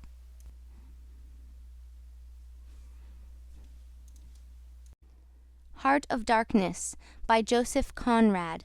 Chapter 3, part 1. I looked at him, lost in astonishment. There he was before me, in motley, as though he had absconded from a troupe of mimes, enthusiastic, fabulous. His very existence was improbable, inexplicable, and altogether bewildering. He was an insoluble problem. It was inconceivable how he had existed, how he had succeeded in getting so far, how he had managed to remain, why he did not instantly disappear. I went a little farther, he said, then still a little farther, till I had gone so far that I don't know how I'll ever get back. Never mind, plenty time, I can manage. You take Kurtz away, quick, quick, I tell you. The glamour of youth enveloped his party-coloured rags, his destitution, his loneliness, the essential desolation of his futile wanderings. For months, for years, his life hadn't been worth a day's purchase, and there he was, gallantly, thoughtlessly alive, to all appearances indestructible solely by the virtue of his few years and of his unreflecting audacity. I was seduced into something like admiration, like envy. Glamour urged him on. Glamour kept him unscathed. He surely wanted nothing from the wilderness but space to breathe in and to push on through. His need was to exist, and to move onwards at the greatest possible risk, and with a maximum of privation. If the absolutely pure, uncalculating, unpractical spirit of adventure had ever ruled a human being, it ruled this bepatched youth. I almost envied him the possession of this modest and clear flame. It seemed to have consumed all thought of self so completely that even while he was talking to you, you forgot that it was he, the man before your eyes, who had gone through these things. I did not envy him his devotion to Kurtz, though. He had not meditated over it. It came to him, and he accepted it with a sort of eager fatalism. I must say that to me it appeared about the most dangerous thing in every way he had come upon so far. They had come together unavoidably, like two ships becalmed near each other, and lay rubbing sides at last. I suppose Kurtz wanted an audience, because on a certain occasion, when encamped in the forest, they had talked all night, or more probably Kurtz had talked. "We talked of everything," he said, quite transported at the recollection. "I forgot there was such a thing as sleep. The night did not seem to last an hour. Everything, everything. Of love, too." "Ah, he talked to you of love," I said, much amused. "It isn't what you think," he cried, almost passionately. "It was in general. He made me see things. Things!" He threw his arms up. We were on deck at the time, and the headman of my woodcutters, lounging near by, turned upon him his heavy and glittering eyes. I looked around, and I don't know why, but I assure you that never, never before did this land, this river, this jungle, the very art of this blazing sky appear to me so hopeless and so dark, so impenetrable to human thought, so pitiless to human weakness. "And ever since you have been with him, of course?" I said. "On the contrary, it appears their intercourse had been very much broken by various causes. He had, as he informed me proudly, managed to nurse Kurtz through 2 illnesses. He alluded to it as you would to some risky feat, but as a rule Kurtz wandered alone far in the depths of the forest. Very often, coming to this station, I had to wait days and days before he would turn up," he said. "Ah, it was worth waiting for, sometimes." "What was he doing, exploring or what?" I asked. Oh, yes, of course. He had discovered lots of villages, a lake, too. He did not know exactly in what direction, it was dangerous to inquire too much, but mostly his expeditions had been for ivory. But he had no goods to trade with by that time, I objected. There's a good lot of cartridges left even yet, he answered, looking away. To speak plainly, he raided the country, I said. He nodded. Not alone, surely. He muttered something about the villages round that lake. Kurtz got the tribe to follow him, did he? I suggested. He fidgeted a little. They adored him, he said. The tone of these words was so extraordinary that I looked at him searchingly. It was curious to see his mingled eagerness and reluctance to speak of Kurtz. The man filled his life, occupied his thoughts, swayed his emotions. What can you expect? He burst out. He came to them with thunder and lightning, you know, and they had never seen anything like it, and very terrible. He could be very terrible. You can't judge Mr. Kurtz as you would an ordinary man. No, no, no. Now, just to give you an idea, I don't mind telling you, he wanted to shoot me too one day. But I don't judge him. Shoot you? I cried. What for? Well, I had a small lot of ivory the chief of that village near my house gave me. You see, I used to shoot game for them. Well, he wanted it and wouldn't hear reason. He declared he would shoot me unless I gave him the ivory, and then cleared out of the country because he could do so, and had a fancy for it, and there was nothing on earth to prevent him killing whom he jolly well pleased. And it was true, too. I gave him the ivory. What did I care? But I didn't clear out. No, no. I couldn't leave him. I had to be careful, of course, till we got friendly again for a time. He had his second illness then. Afterwards I had to keep out of the way, but I didn't mind. He was living for the most part in those villages on the lake. When he came down to the river, sometimes he would take to me, and sometimes it was better for me to be careful. This man suffered too much. He hated all this, and somehow he couldn't get away. When I had a chance, I begged him to try and leave while there was time. I offered to go back with him, and he would say yes, and then he would remain, go off on another ivory hunt, disappear for weeks, forget himself amongst these people, forget himself, you know. Why, he's mad, I said. He protested indignantly. Mr. Kurtz couldn't be mad. If I had heard him talk only 2 days ago, I wouldn't dare hint at such a thing. I had taken up my binoculars while we talked, and was looking at the shore, sweeping the limit of the forest at each side and at the back of the house. The consciousness of there being people in that bush, so silent, so quiet, as silent and quiet as the ruined house on the hill, made me uneasy. There was no sign on the face of nature of this amazing tale that was not so much told as suggested to me in desolate exclamations, completely by shrugs, in uninterrupted phrases, in hints ending in deep sighs. The woods were unmoved, like a mask, heavy like the closed door of a prison. They looked with their air of hidden knowledge, of patient expectation, of unapproachable silence. The Russian was explaining to me that it was only lately that Mr. Kurtz had come down to the river, bringing along with him all the fighting men of that lake tribe. He had been absent for several months, getting himself adored, I suppose, and had come down unexpectedly with the intention to all appearance of making a raid either across the river or downstream. Evidently the appetite for more ivory had got the better of the, what shall I say, less material aspirations. However, he had got much worse suddenly. I heard he was lying helpless, and so I came up, took my chance, said the Russian. Oh, he is bad, very bad. I directed my glass to the house. There were no signs of life, but there was the ruined roof, the long mud wall peeping above the grass, with 3 little square window holes, no 2 of the same size. All this brought within reach of my hand, as it were.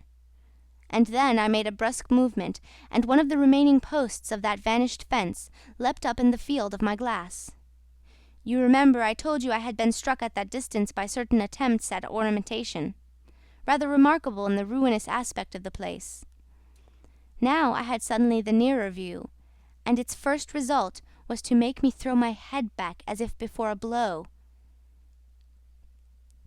Then I went carefully from post to post with my glass, and I saw my mistake. These round knobs were not ornamental but symbolic. They were expressive and puzzling, striking and disturbing, food for thought and also for vultures if there be any looking down from the sky, but at all events for such ants as were industrious enough to ascend the pole. They would have been even more impressive, those heads on the stakes, if their faces had not been turned to the house. Only one, the first I had made out, was facing my way. I was not so shocked as you may think. The start back I had given was really nothing but a movement of surprise. I had expected to see a knob of wood there, you know.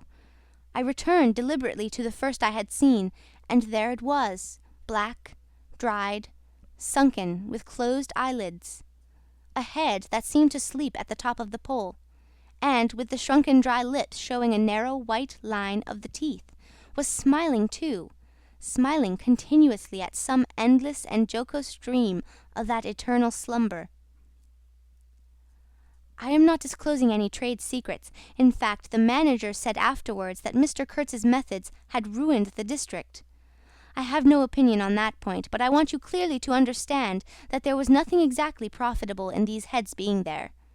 They only showed that Mr. Kurtz lacked restraint in the gratification of his various lusts, that there was something wanting in him, some small matter which, when the pressing need arose, could not be found under his magnificent eloquence.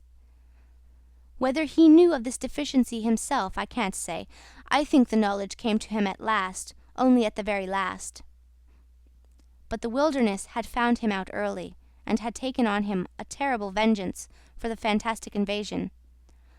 I think it had whispered to him things about himself which he did not know, things of which he had no conception till he took counsel with this great solitude, and the whisper had proved irresistibly fascinating.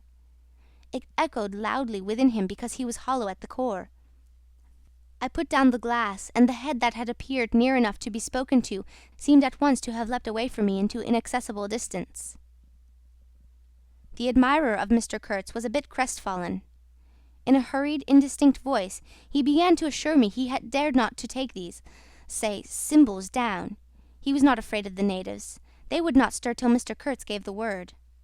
His ascendancy was extraordinary. The camps of these people surrounded the place, and the chiefs came every day to see him. They would crawl. I don't want to know anything of the ceremonies used when approaching Mr. Kurtz, I shouted. Curious, this feeling that came over me, that such details would be more intolerable than those heads drying on the stakes under Mr. Kurtz's windows. After all, that was only a savage sight, while I seemed at one bound to have been transported into some lightless region of subtle horrors, where pure, uncomplicated savagery was a positive relief, being something that had a right to exist, obviously, in the sunshine. The young man looked at me with surprise. I suppose it did not occur to him that Mr. Kurtz was no idol of mine. He forgot I hadn't heard any of these splendid monologues on, what was it? On love, justice, conduct of life, or what not.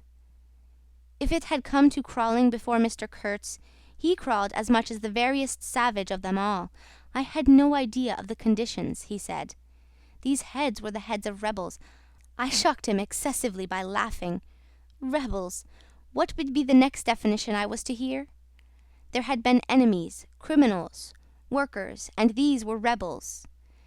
Those rebellious heads looked very subdued to me on their sticks. You don't know how such a life tries a man like Kurtz, cried Kurtz's last disciple. Well, and you? I said. I am a simple man. I have no great thoughts. I want nothing from anybody. How can you compare me to... His feelings were too much for speech, and suddenly he broke down. I don't understand, he groaned. I've been doing my best to keep him alive, and that's enough. I had no hand in all this. I have no abilities. There hasn't been a drop of medicine or a mouthful of invalid food for months here. He was shamefully abandoned. A man like this, with such ideas, Shamefully, shamefully! I haven't slept for the last 10 nights." His voice lost itself in the calm of the evening.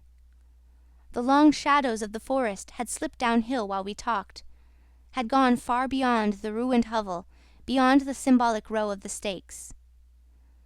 All this was in the gloom, while we down there were yet in the sunshine, and the stretch of the river abreast of the clearing glittered in a still and dazzling splendor, with a murky and overshadowed bend above and below. Not a living soul was seen on the shore. The bushes did not rustle. Suddenly, round the corner of the house, a group of men appeared, as though they had come up from the ground. They waded waist-deep in the grass, in a compact body bearing an improvised stretcher in their midst. Instantly, in the emptiness of the landscape, a cry arose whose shrillness pierced the still air like a sharp arrow flying straight to the very heart of the land, and, as if by enchantment, streams of human beings, of naked human beings, with spears in their hands, with bows, with shields, with wild glances and savage movements, were poured into the clearing by the dark-faced and pensive forest. The bushes shook, the grass swayed for a time, and then everybody stood still in attentive immobility. "Now, if he does not say the right thing to them, we are all done for," said the Russian at my elbow. The knot of men with the stretcher had stopped, too, halfway to the steamer, as if petrified. I saw the man on the stretcher sit up, lank with an uplifted arm, above the shoulders of the bearers. "Let us hope that the man who can talk so well of love in general will find some particular reason to spare us this time," I said. I resented bitterly the absurd danger of our situation, as if to be at the mercy of that atrocious phantom had been a dishonouring necessity. I could not hear a sound, but through my glasses I saw the thin arm extended commandingly, the lower jaw moving, the eyes of that apparition shining darkly far in its bony head that nodded with grotesque jerks. Kurz. Kurz. That means short in German, don't it? Well, the name was as true as everything else in his life and death. He looked at least 7 feet long. His covering had fallen off, and his body emerged from it pitiful and appalling as from a winding sheet. I could see the cage of his ribs all astir, the bones of his arm waving. It was as though an animated image of death carved out of old ivory had been shaking its hand with menaces at a motionless crowd of men made of dark and glittering bronze. I saw him open his mouth wide. It gave him a weirdly voracious aspect, as though he had wanted to swallow all the air, all the earth, all the men before him. A deep voice suddenly reached me faintly. He must have been shouting. He fell back suddenly. The stretcher shook as the bearers staggered forward again, and almost at the same time I noticed that the crowd of savages was vanishing without any perceptible movement of retreat, as if the forest that had ejected these beings so suddenly had drawn them in again as the breath is drawn in a long aspiration. Some of the pilgrims behind the stretcher carried his arms, 2 shotguns, a heavy rifle, and a light revolver carbine, the thunderbolts of that pitiful Jupiter. The manager bent over him, murmuring as he walked beside his head. They laid him down in one of the little cabins, just a room for a bed-place and a camp-stool or 2, you know. We had brought his belated correspondence, and a lot of torn envelopes and open letters littered his bed. His hand roamed feebly amongst these papers. I was struck by the fire of his eyes and the composed languor of his expression. It was not so much the exhaustion of disease. He did not seem in pain. This shadow looked satiated and calm, as though for the moment it had had its fill of all the emotions. He rustled one of the letters, and looking straight in my face, said, "I am glad." Somebody had been writing to him about me. These special recommendations were turning up again. The volume of tone he emitted without effort, almost without the trouble of moving his lips, amazed me. A voice! A voice! It was grave, profound, vibrating, while the man did not seem capable of a whisper. However, he had enough strength in him, factitious no doubt, to very nearly make an end of us, as you shall hear directly. The manager appeared silently in the doorway. I stepped out at once, and he drew the curtain after me. The Russian, eyed curiously by the pilgrims, was staring at the shore. I followed the direction of his glance. Dark human shapes could be made out in the darkness, flitting indistinctly against the gloomy border of the forest. And near the river 2 bronze figures, leaning on tall spears, stood in the sunlight under fantastic headdresses of spotted skins, warlike and still in statuesque repose. And from right to left along the lighted shore moved a wild and gorgeous apparition of a woman. She walked with measured steps, draped in striped and fringed cloths, treading the earth proudly, with a slight jingle and flash of barbarous ornaments. She carried her head high, her hair was done in the shape of a helmet.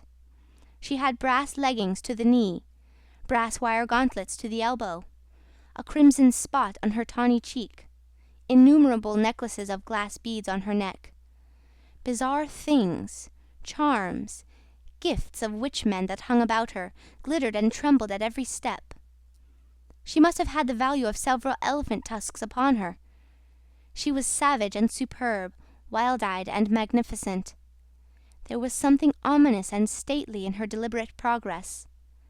And in the hush that had fallen suddenly upon the whole sorrowful land, the immense wilderness, the colossal body of the fecund and mysterious life seemed to look at her, pensive, as though it had been looking at the image of its own tenebrous and passionate soul. She came abreast of the steamer and stood still, and faced us. Her long shadow fell to the water's edge. Her face had a tragic and fierce aspect of wild sorrow and of dumb pain mingled with the fear of some struggling, half-shaped resolve. She stood looking at us without a stir, and like the wilderness itself, with an air of brooding over an inscrutable purpose. A whole minute passed, and then she made a step forward. There was a low jingle, a glint of yellow metal, a sway of fringed draperies, and she stopped as if her heart had failed her. The young fellow by my side growled. The pilgrims murmured at my back. She looked at us all as if her life had depended upon the unswerving steadiness of her glance. Suddenly she opened her bared arms and drew them up, rigid above her head, as though in an uncontrollable desire to touch the sky, and at the same time the swift shadows darted out on the earth, swept around on the river, gathering the steamer into a shadowy embrace.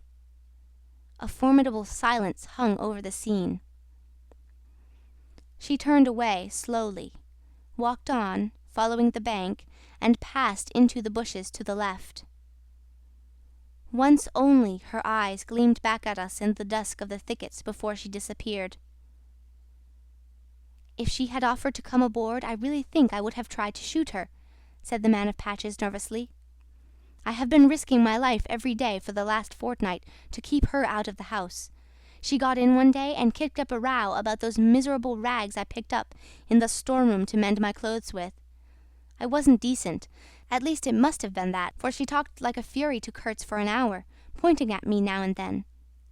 I don't understand the dialect of this tribe. Luckily for me, I fancy Kurtz felt too ill that day to care, or there would have been mischief. I don't understand. No, it's too much for me. Ah, well, it's all over now." At this moment I heard Kurtz's deep voice behind the curtain. "Save me! Save the ivory, you mean! Don't tell me! Save me! Why, I've had to save you! You are interrupting my plans now! Sick! Sick! Not so sick as you would like to believe! Never mind, I'll carry my ideas out yet. I will return. I'll show you what can be done. You with your little peddling notions. You are interfering with me. I will return. The manager came out. He did me the honor to take me under the arm and lead me aside. "He is very low, he said. He considered it necessary to sigh, but neglected to be consistently sorrowful. We have done all we could for him, haven't we? But there is no disguising the fact. Mr. Kurtz has done more harm than good to the company. He did not see the time was not ripe for vigorous action. Cautiously, that's my principle. We must be cautious yet. The district is closed to us for a time. Deplorable! Upon the whole, the trade will suffer. I don't deny there is a remarkable quantity of ivory, mostly fossil. We must save it, at all events. But look how precarious the position is. And why? Because the method is unsound." "Do you," said I, looking at the shore, "call it unsound method?" "Without doubt," he exclaimed hotly. "Don't you?" "No method at all," I murmured after a while. "Exactly," he exulted. "I anticipated this. Shows a complete want of judgment. It is my duty to point it out in the proper quarter." "Oh," said I, "that fellow, what's his name? The brickmaker will make a readable report for you." He appeared confounded for a moment. It seemed to me I had never breathed an atmosphere so vile, and I turned mentally to Kurtz for relief. Positively for relief. "Nevertheless, I think Mr. Kurtz is a remarkable man," I said with emphasis. He started, dropped on me a heavy glance, and said very quietly, "He was," and turned his back on me. My hour of favour was over. I found myself lumping along with Kurtz as a partisan of methods for which the time was not ripe. I was unsound. Ah, but it was something to have at least a choice of nightmares. I had turned to the wilderness really, not to Mr. Kurtz, who, I was ready to admit, was as good as buried. And for a moment it seemed to me as if I also were buried in a vast grave full of unspeakable secrets. I felt an intolerable weight oppressing my breast. The smell of the damp earth, the unseen presence of victorious corruption, the darkness of an impenetrable night. The Russian tapped me on the shoulder. I heard him mumbling and stammered something about brother seaman, couldn't conceal, knowledge of matters that would affect Mr. Kurtz's reputation. I waited.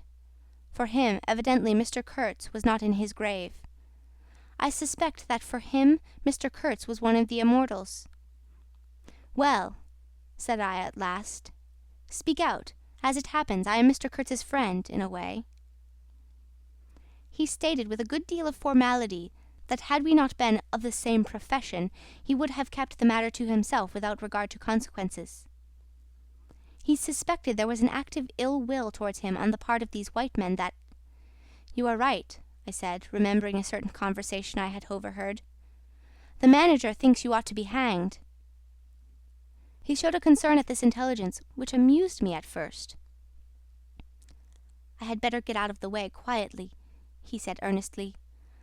"I can do no more for Kurtz now, and they would soon find some excuse. What's to stop them? There's a military post 300 miles from here." "Well, upon my word," said I, "perhaps you had better go if you have any friends amongst the savages nearby." "Plenty," he said. "They are simple people, and I want nothing, you know." He stood biting his lip. Then, "I don't want any harm to happen to these whites here, but of course I was thinking of Mr. Kurtz's reputation. But you are a brother seaman and..." "All right," said I, after a time. "Mr. Kurtz's reputation is safe with me." I did not know how truly I spoke. He informed me, lowering his voice, that it was Kurtz who had ordered the attack to be made on the steamer. He hated sometimes the idea of being taken away, and then again... But I don't understand these matters. I am a simple man. He thought it would scare you away, that you would give it up, thinking him dead. I could not stop him. Oh, I had an awful time of it this last month." "Very well," I said. "He is all right now." "Yes," he muttered, not very convinced apparently. "Thanks," said I. "I shall keep my eyes open." "But quiet, eh?" he urged anxiously. "It would be awful for his reputation if anybody here..."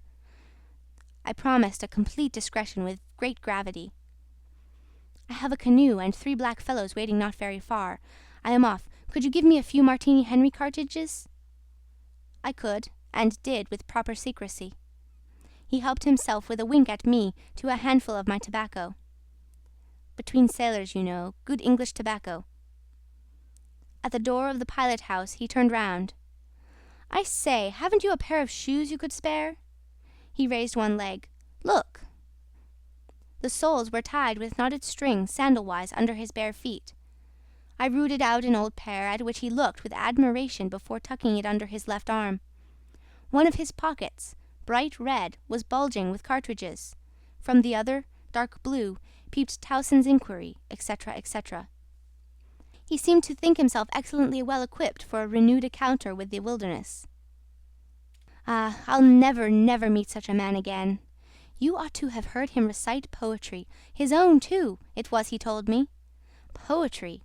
He rolled his eyes at the recollection of these delights. Oh, he enlarged my mind. "Good-bye," said I. He shook hands and vanished in the night. Sometimes I ask myself whether I had ever really seen him, whether it was possible to meet such a phenomenon. Heart of Darkness by Joseph Conrad. Chapter 3, Part 2. When I woke up shortly after midnight, his warning came to my mind with its hint of danger that seemed, in the starred darkness, real enough to make me get up for the purpose of having a look around. On the hill a big fire burned, illuminating fitfully a crooked corner of the station house. One of the agents, with a picket of a few of our blacks, armed for the purpose, was keeping guard over the ivory. But deep within the forest, red gleams that wavered, that seemed to sink and rise from the ground amongst confused, columnar shapes of intense blackness, showed the exact position of the camp where Mr. Kurtz's adorers were keeping their uneasy vigil. The monotonous beating of a big drum filled the air with muffled shocks and a lingering vibration. A steady droning sound of many men chanting each to himself some weird incantation came out from a hive, and had a strange narcotic effect upon my half-awake senses. I believe I dozed off leaning over the rail, till an abrupt burst of yells, an overwhelming outbreak of a pent-up and mysterious frenzy, woke me up in a bewildered wonder. It was cut short all at once, and the low droning went on with an effect of audible and soothing silence. I glanced casually into the little cabin. A light was burning within, but Mr. Kurtz was not there. I think I would have raised an outcry if I had believed my eyes, but I didn't believe them at first. The thing seemed so impossible. The fact is, I was completely unnerved by a sheer blank fright, pure abstract terror, unconnected with any distinct shape of physical danger. What made this emotion so overpowering was, how shall I define it, the moral shock I received, as if something altogether monstrous, intolerable to thought and odious to the soul had been thrust upon me unexpectedly.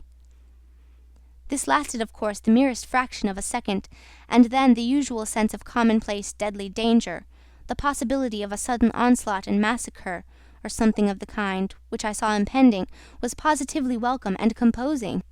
It pacified me, in fact, so much that I did not raise an alarm.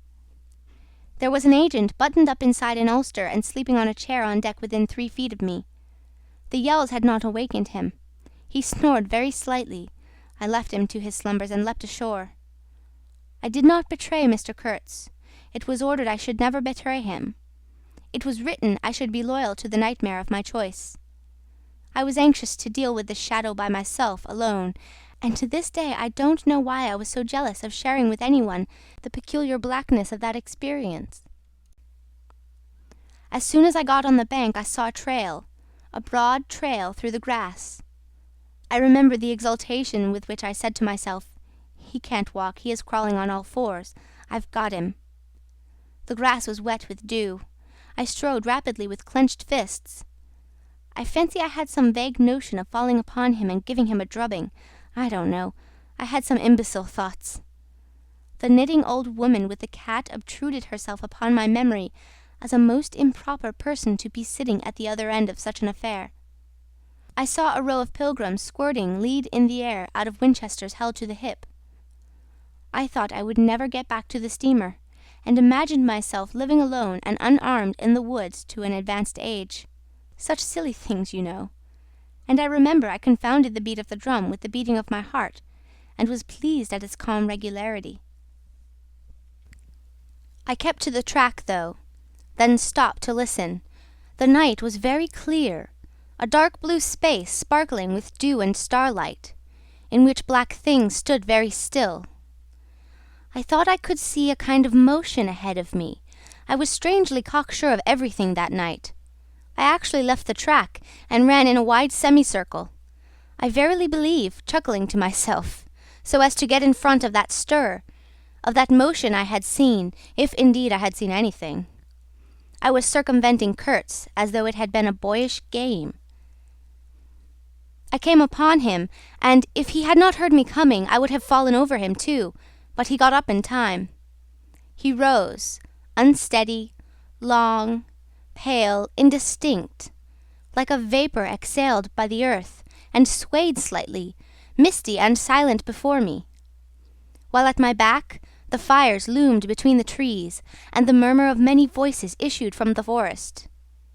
I had cut him off cleverly, but when actually confronting him, I seemed to come to my senses. I saw the danger in its right proportion. It was by no means over yet. Suppose he began to shout. Though he could hardly stand, there was still plenty of vigour in his voice. "Go away, hide yourself," he said in that profound tone. It was very awful. I glanced back. We were within 30 yards from the nearest fire.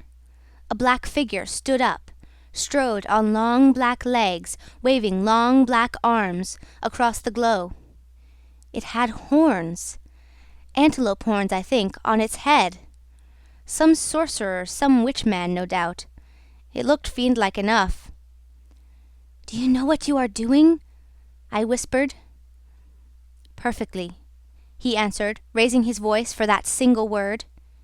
It sounded to me far off, and yet loud, like a hail through a speaking trumpet. "If he makes a row, we are lost," I thought to myself.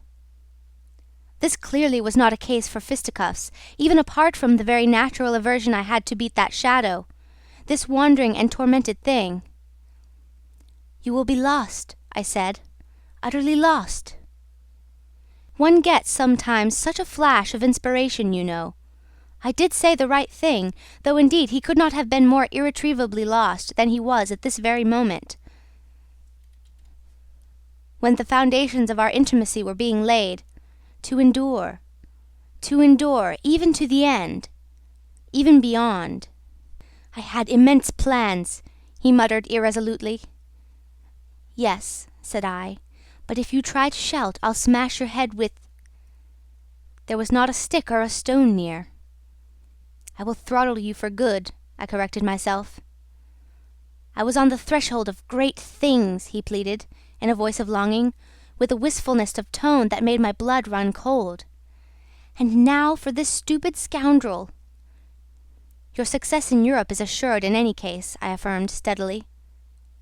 I did not want to have the throttling of him, you understand, and indeed it would have been very little use for any practical purpose.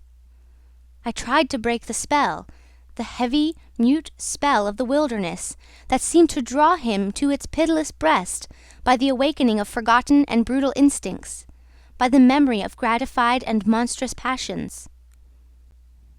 This alone, I was convinced, had driven him out to the edge of the forest, to the bush, towards the gleam of fires, the throb of drums, the drone of weird incantations.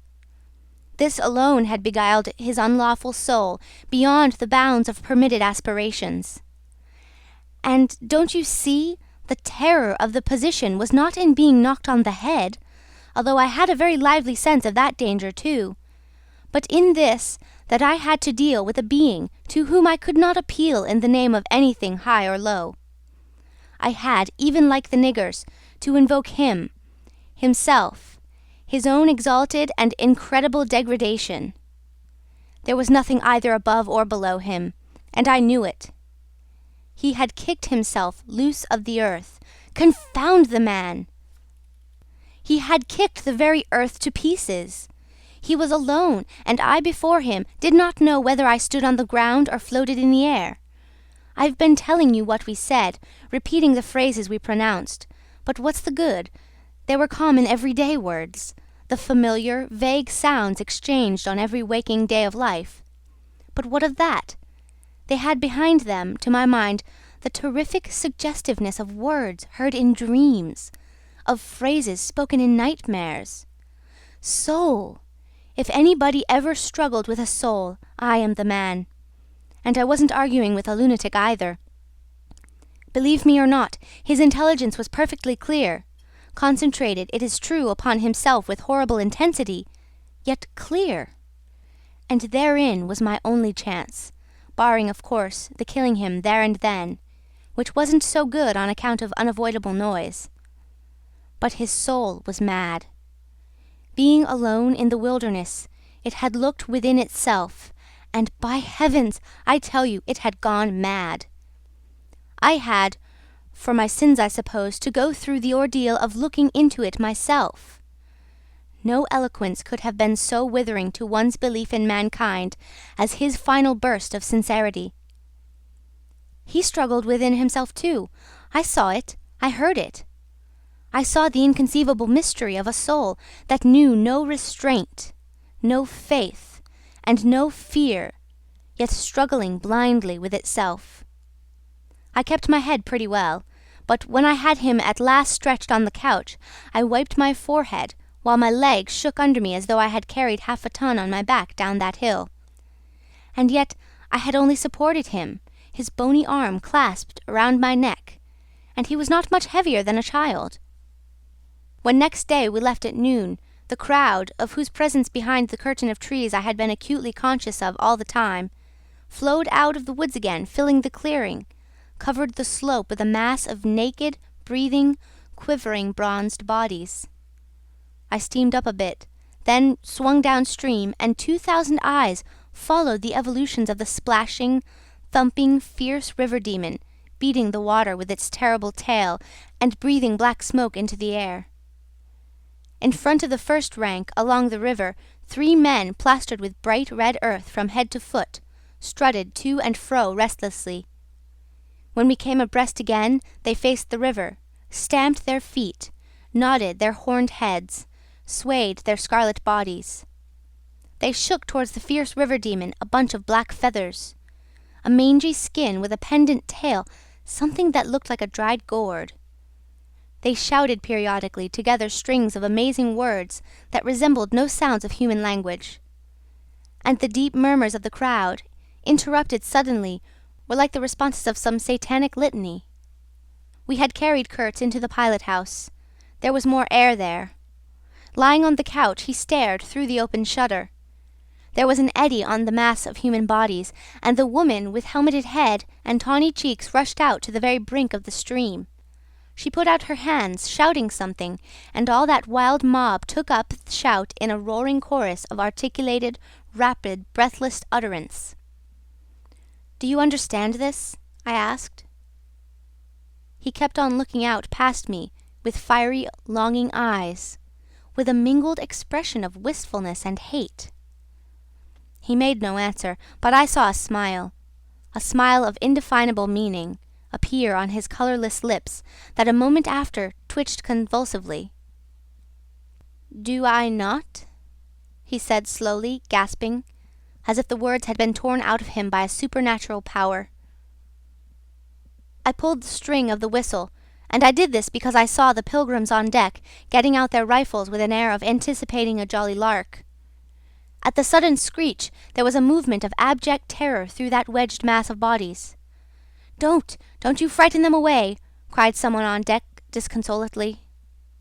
I pulled the string time after time. They broke and ran, they leaped, they crouched, they swerved, they dodged the flying terror of the sound. The 3 red chaps had fallen flat, face down on the shore, as though they had been shot dead. Only the barbarous and superb woman did not so much as flinch, and stretched tragically her bare arms after us over the sombre and glittering river. And then that imbecile crowd down on the deck started their little fun, and I could see nothing more for smoke.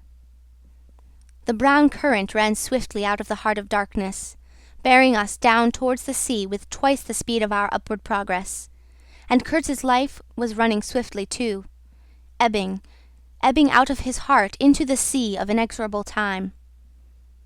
The manager was very placid. He had no vital anxieties now. He took us both in with a comprehensive and satisfied glance. The affair had come off as well as could be wished. I saw the time approaching when I would be left alone of the party of unsound method. The pilgrims looked upon me with disfavour. I was, so to speak, numbered with the dead. It is strange how I accepted this unforeseen partnership, this choice of nightmares forced upon me in the tenebrous land invaded by these mean and greedy phantoms. Kurtz discoursed. A voice! A voice! It rang deep to the very last. It survived his strength to hide in the magnificent folds of eloquence the barren darkness of his heart. Oh, he struggled, he struggled. The wastes of his weary brain were haunted by shadowy images now, images of wealth and fame revolving obsequiously around his inextinguishable gift of noble and lofty expression. My intended, my station, my career, my ideas, these were the subjects for the occasional utterances of elevated sentiments. The shade of the original Kurtz frequented the bedside of the hollow sham, whose fate it was to be buried presently in the mould of primeval earth. But both the diabolic love and the unearthly hate of the mysteries it had penetrated fought for the possession of that soul, satiated with primitive emotions, avid of lying fame, of sham distinction, of all the appearances of success and power. Sometimes he was contemptibly childish.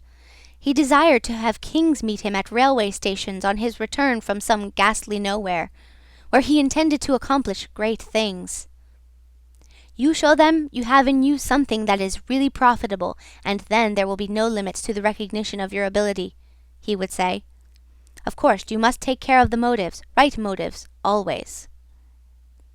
The long reaches that were like one and the same reach, monotonous bends that were exactly alike, slipped past the steamer with their multitude of secular trees, looking patiently after this grimy fragment of another world, the forerunner of change, of conquest, of trade, of massacres, of blessings.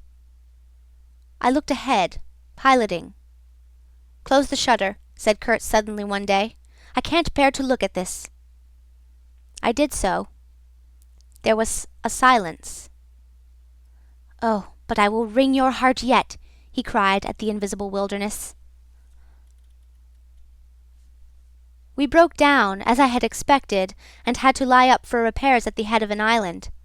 This delay was the first thing that shook Kurtz's confidence. One morning he gave me a packet of papers and a photograph, the lot tied together with a shoestring. "Keep this for me," he said. "This noxious fool," meaning the manager, "is capable of prying into my boxes when I am not looking." In the afternoon I saw him. He was lying on his back with closed eyes, and I withdrew quickly, but I heard him mutter, "Live rightly, die, die." I listened. There was nothing more. Was he rehearsing some speech in his sleep, or was it a fragment of a phrase from some newspaper article? He had been writing for the papers and meant to do so again. For the furthering of my ideas, it's a duty. His was an impenetrable darkness. I looked at him as you peer down a man who is lying at the bottom of a precipice where the sun never shines. But I had not much time to give him, because I was helping the engine driver to take to pieces the leaky cylinders, to straighten a bent connecting rod, and in other such matters. I lived in an infernal mess of rust, filings, nuts, bolts, spanners, hammers, ratchet drills, things I abominate because I don't get on with them. I tended the little forge we fortunately had aboard. I toiled wearily in a wretched scrap heap unless I had the shakes too bad to stand. One evening, coming in with a candle, I was startled to hear him say a little tremulously, "I am lying here in the dark waiting for death." The light was within a foot of his eyes. I forced myself to murmur, "Oh, nonsense," and stood over him as if transfixed. Anything approaching the change that came over his features I have never seen before, and hope never to see again. Oh, I wasn't touched. I was fascinated. It was as though a veil had been rent. I saw on that ivory face the expression of sombre pride, of ruthless power, of craven terror, of an intense and hopeless despair. Did he live his life again in every detail of desire, temptation, and surrender during that supreme moment of complete knowledge? He cried in a whisper at some image, at some vision. He cried out twice, a cry that was no more than a breath. The horror! The horror! I blew the candle out and left the cabin. The pilgrims were dining in the mess room, and I took my place opposite the manager, who lifted his eyes to give me a questioning glance, which I successfully ignored. He leaned back, serene, with that peculiar smile of his sealing the unexpressed depths of his meanness. A continuous shower of small flies streamed upon the lamp, upon the cloth, upon our hands and faces. Suddenly the manager's boy put his insolent black head in the doorway and said in a tone of scathing contempt, "Mr. Kurtz, he dead." All the pilgrims rushed out to see. I remained and went on with my dinner. I believe I was considered brutally callous. However, I did not eat much. There was a lamp in there. Light, you don't know, and outside it was so beastly dark. I went no more near the remarkable man who had pronounced a judgment upon the adventures of his soul on this earth. The voice was gone. What else had been there? But I am of course aware that next day the pilgrims buried something in a muddy hole. And then they very nearly buried me. However, as you see, I did not go to join Kurtz there and then. I did not. I remained to dream the nightmare out to the end, and to show my loyalty to Kurtz once more. Destiny, my destiny. Droll thing life is, that mysterious arrangement of merciless logic for a futile purpose.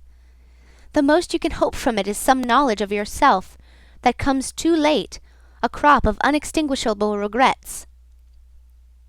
I have wrestled with death. It is the most unexciting contest you can imagine. It takes place in an impalpable greyness, with nothing underfoot, with nothing around, without spectators, without clamour, without glory, without the great desire of victory, without the great fear of defeat, in a sickly atmosphere of tepid scepticism, without much belief in your own right, and still less in that of your adversary. If such is the form of ultimate wisdom, then life is a greater riddle than some of us think it to be. I was within a hair's breadth of the last opportunity for pronouncement, and I found with humiliation that probably I would have nothing to say. This is the reason why I affirm that Kurtz was a remarkable man. He had something to say. He said it. Since I had peeped over the edge myself, I understood better the meaning of his stare, that could not see the flame of the candle, but was wide enough to embrace the whole universe, piercing enough to penetrate all the hearts that beat in the darkness. He had summed up. He had judged. The horror! He was a remarkable man. After all, this was the expression of some sort of belief. It had candour. It had conviction. It had a vibrating note of revolt in its whisper. It had the appalling face of a glimpsed truth, the strange commingling of desire and hate. And it is not my own extremity I remember best. A vision of greyness without form, filled with physical pain, and a careless contempt for the evanescence of all things, even of this pain itself. No, it is his extremity that I seem to have lived through. True, he had made that last stride. He had stepped over the edge, while I had been permitted to draw back my hesitating foot. And perhaps in this is the whole difference.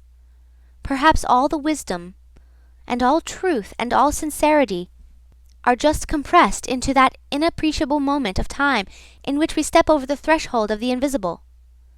Perhaps! I like to think my summing up would not have been a word of careless contempt. Better his cry, much better.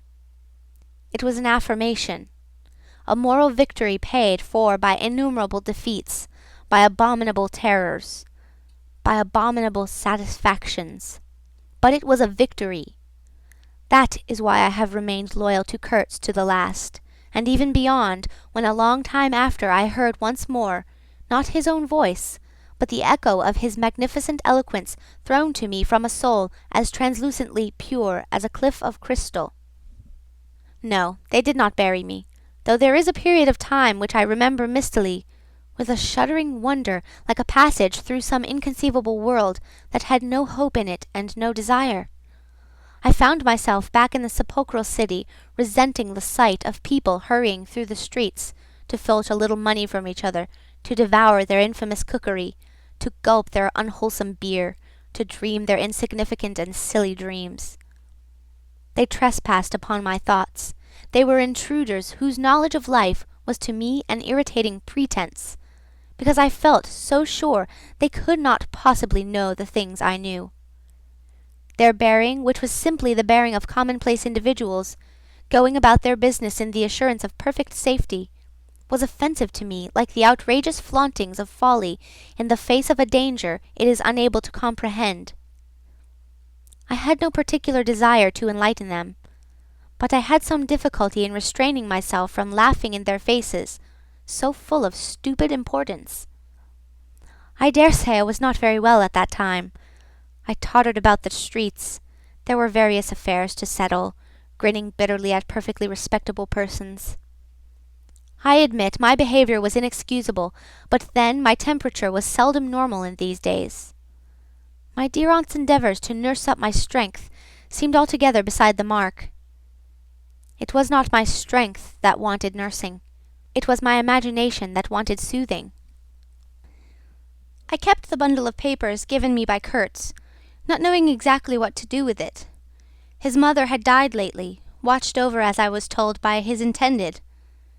A clean-shaved man, with an official manner and wearing gold-rimmed spectacles, called on me one day and made inquiries, at first circuitous and afterwards suavely pressing, about what he was pleased to denominate certain documents.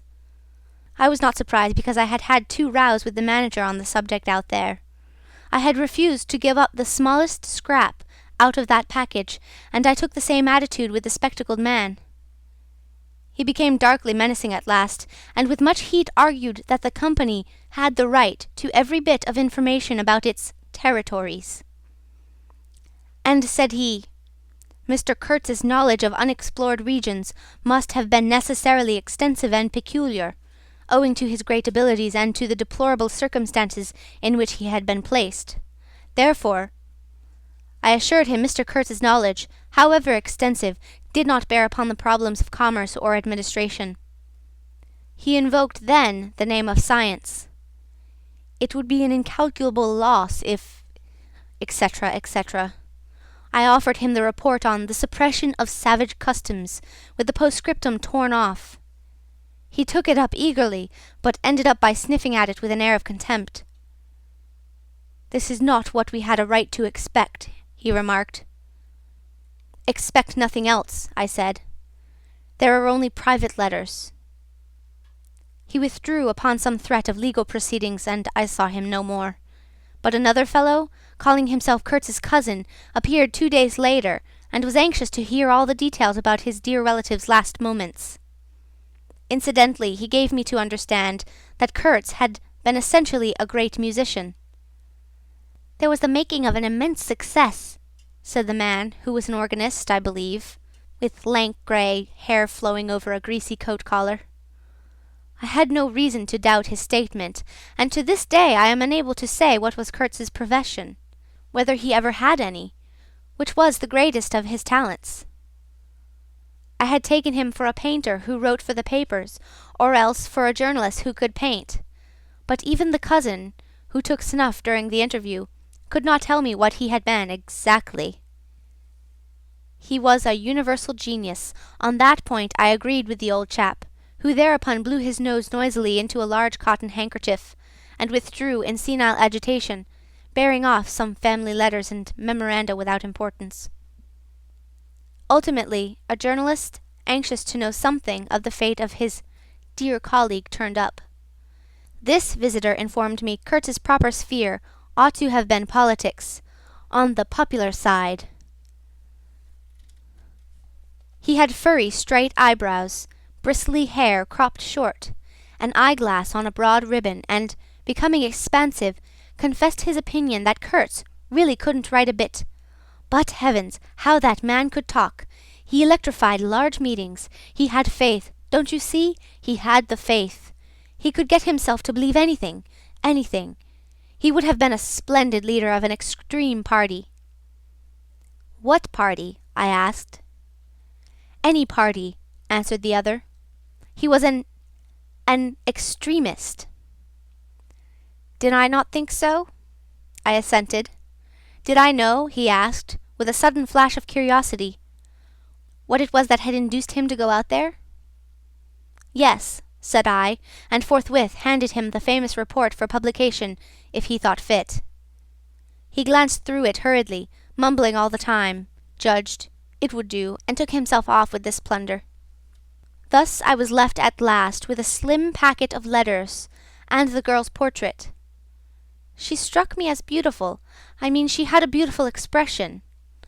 I know that the sunlight can be made to lie, too, yet one felt that no manipulation of light and pose could have conveyed the delicate shade of truthfulness upon those features. She seemed ready to listen without mental reservation, without suspicion, without a thought for herself. I concluded I would go and give her back her portrait and those letters myself. Curiosity? Yes, and also some other feeling, perhaps. All that had been Kurtz's had passed out of my hands. His soul, his body, his station, his plans, his ivory, his career. There remained only his memory and his intended. And I wanted to give that up too, to the past in a way, to surrender personally all that remained of him with me to that oblivion which is the last word of our common fate. I don't defend myself. I had no clear perception of what it was I really wanted. Perhaps it was an impulse of unconscious loyalty, or the fulfillment of one of those ironic necessities that lurk in the facts of human existence. I don't know. I can't tell. But I went. I thought his memory was like the other memories of the dead that accumulate in every man's life. A vague impress on the brain of shadows that had fallen on it in their swift and final passage. But before the high and ponderous door, between the tall houses of a street as still and decorous as a well-kept alley in a cemetery, I had a vision of him on a stretcher, opening his mouth voraciously, as if to devour all the earth with all its mankind. He lived then before me. He lived as much as he had ever lived, a shadow insatiable of splendid appearances, of frightful realities, a shadow darker than the shadow of the night, and draped nobly in the folds of a gorgeous eloquence. The vision seemed to enter the house with me, the stretcher, the phantom-bearers, the wild crowd of obedient worshippers, the gloom of the forest, the glitter of the reach between the murky bends, the beat of the drum, regular and muffled like the beating of a heart, the heart of a conquering darkness. It was a moment of triumph for the wilderness, an invading and vengeful rush, which, it seemed to me, I would have to keep back alone for the salvation of another soul. And the memory of what I had heard him say afar there, with the horned shapes stirring at my back in the glow of fires, within the patient woods, those broken phrases came back to me, were heard again in their ominous and terrifying simplicity. I remembered his abject pleading, his abject threats, the colossal scale of his vile desires, the meanness, the torment, the tempestuous anguish of his soul. And later on I seemed to see his collected languid manner when he said one day, "This lot of ivory now is really mine. The company did not pay for it. I collected it myself at a very great personal risk. I am afraid they will try to claim it as theirs, though." It is a difficult case. What do you think I ought to do? Resist? Eh? I want no more than justice. He wanted no more than justice. No more than justice. I rang the bell before a mahogany door on the first floor, and while I waited, he seemed to stare at me out of the glassy panel. Stare with that wide and immense stare, embracing, condemning, loathing all the universe. I seemed to hear the whispered cry, "The horror! The horror!" The dusk was falling. I had to wait in a lofty drawing-room with 3 long windows from floor to ceiling that were like 3 luminous and bedraped columns. The bent gilt legs and backs of the furniture shone in indistinct curves. The tall marble fireplace had a cold and monumental whiteness. A grand piano stood massively in a corner, with dark gleams on the flat surfaces, like a sombre and polished sarcophagus.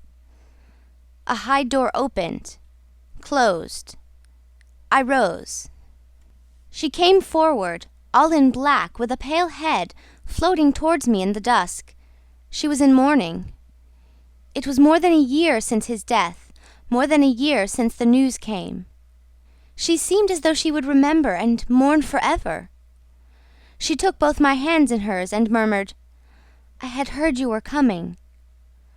I noticed she was not very young, I mean not girlish.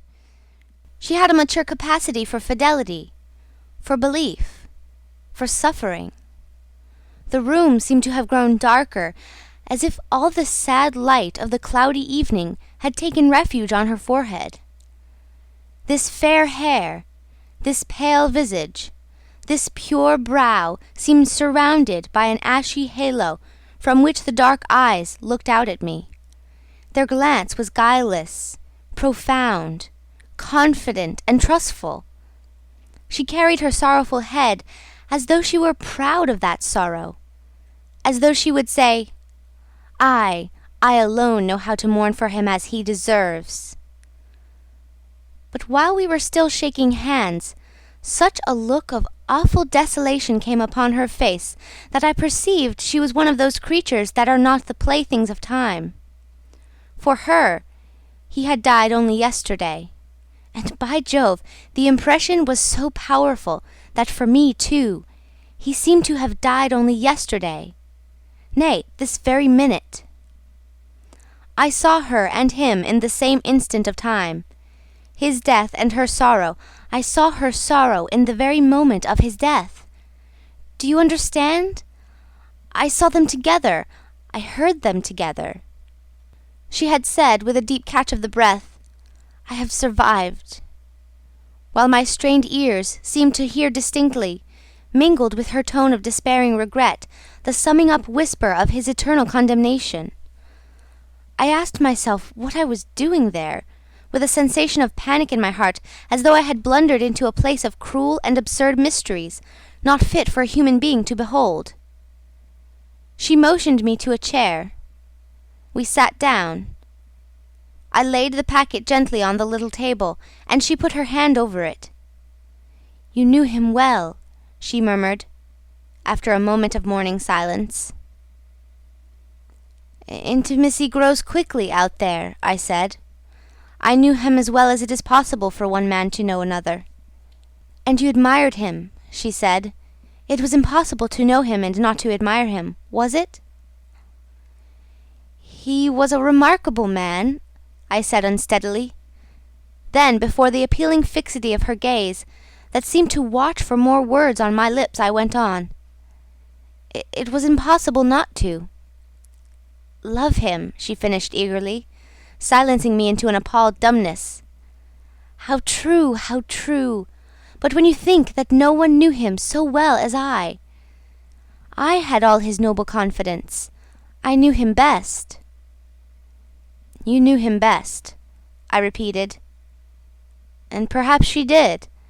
But with every word spoken, the room was growing darker, and only her forehead, smooth and white, remained illumined by the inextinguishable light of belief and love. "You were his friend," she went on. "His friend," she repeated, a little louder. "You must have been if he had given you this and sent you to me. I feel I can speak to you, and oh, I must speak. I want you you who have heard his last words, to know I have been worthy of him. It is not pride. Yes, I am proud to know I understood him better than anyone on earth. He told me so himself. And since his mother died, I have had no one to... I listened. The darkness deepened. I was not even sure whether he had given me the right bundle. I rather suspect he wanted me to take care of another batch of his papers which, after his death, I saw the manager examining under the lamp. And the girl talked, easing her pain in the certitude of my sympathy. She talked as thirsty men drink. I had heard that her engagement with Kurtz had been disapproved by her people. He wasn't rich enough or something, and indeed I don't know whether he had not been a pauper all his life. He had given me some reason to infer that it was his impatience of comparative poverty that drove him out there. Who was not his friend who had heard him speak once? She was saying. He drew men towards him by what was best in them. She looked at me with intensity. It is the gift of the great, she went on, and the sound of her low voice seemed to have the accompaniment of all the other sounds, full of mystery, desolation, and sorrow, I had ever heard. The ripple of the river, the soughing of the trees swayed by the wind, the murmurs of the crowds, the faint ring of incomprehensible words cried from afar, the whisper of a voice speaking from beyond the threshold of an eternal darkness. "But you have heard him, you know," she cried. "Yes, I know," I said with something like despair in my heart, but bowing my head before the faith that was in her, before that great and saving illusion that shone with an unearthly glow in the darkness, in the triumphant darkness from which I could not have defended her, from which I could not even defend myself. "What a loss to me, to us," she corrected herself with beautiful generosity, then added in a murmur, "to the world." By the last gleams of twilight I could see the glitter of her eyes, full of tears that would not fall. "I have been very happy, very fortunate, very proud," she went on. "Too fortunate, too happy for a little while. And now I am unhappy for life." She stood up. Her fair hair seemed to catch all the remaining light in a glimmer of gold. I rose, too. "And all of this," she went on mournfully, "all of his promise, and all of his greatness, of his generous mind, of his noble heart, nothing remains, nothing but a memory. You and I—" "We shall always remember him," I said hastily. "No," she cried. "It is impossible that all this should be lost, that such a life should be sacrificed to leave nothing but sorrow. You know what vast plans he had. I knew of them too. I could not perhaps understand, but others knew of them. Something must remain. His words, at least, have not died." "His words will remain," I said. "And his example," she whispered to herself. "Men looked up to him. His goodness shone in every act." "His example, true," I said. "His example, too. Yes, his example, I forgot that." "But I do not. I cannot believe, not yet. I cannot believe that I shall never see him again, that nobody will see him again. Never, never, never." She put out her arms as if after a retreating figure, stretching them back with clasped, pale hands across the fading and narrow sheen of the window. Never see him! I saw him clearly enough then. I shall see this eloquent phantom as long as I live, and I shall see her, too, a tragic and familiar shade, resembling in this gesture another one, tragic also, and bedecked with powerless charms, stretching bare brown arms over the glitter of the infernal stream, the stream of darkness. She said suddenly, very low, "He died as he lived." "His end," said I, with dull anger stirring in me, "was in every way worthy of his life." "And I was not with him," she murmured. My anger subsided before a feeling of infinite pity. "Everything that could be done," I mumbled.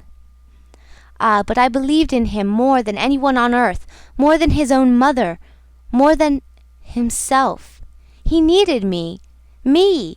I would have treasured every sigh, every word, every sign, every glance."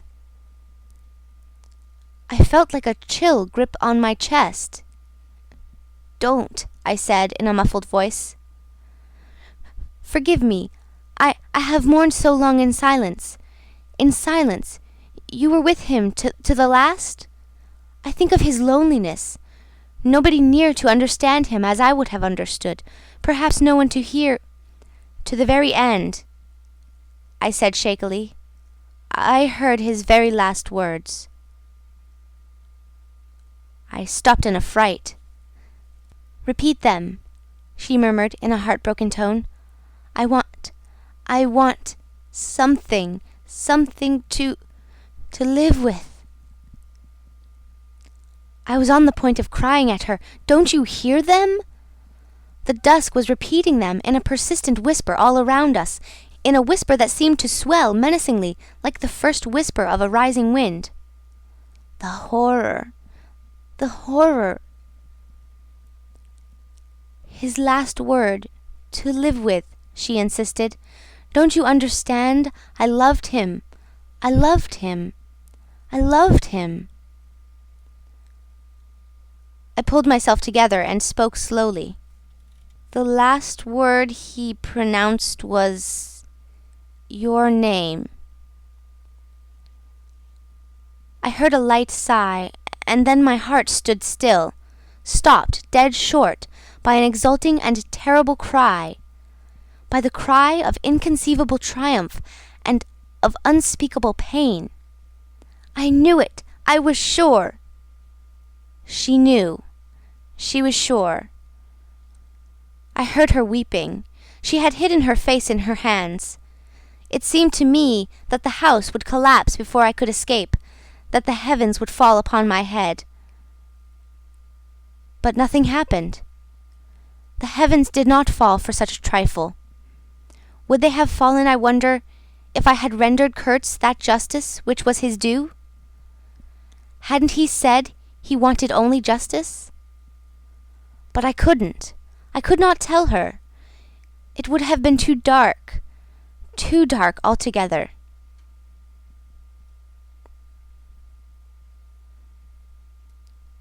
Marlowe ceased and sat apart, indistinct and silent, in the pose of a meditating Buddha.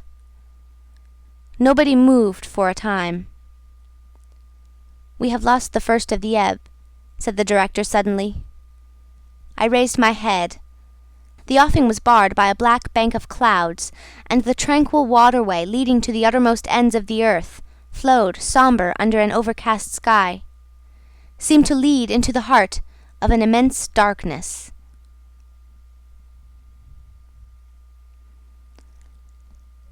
End of Heart of Darkness by Joseph Conrad.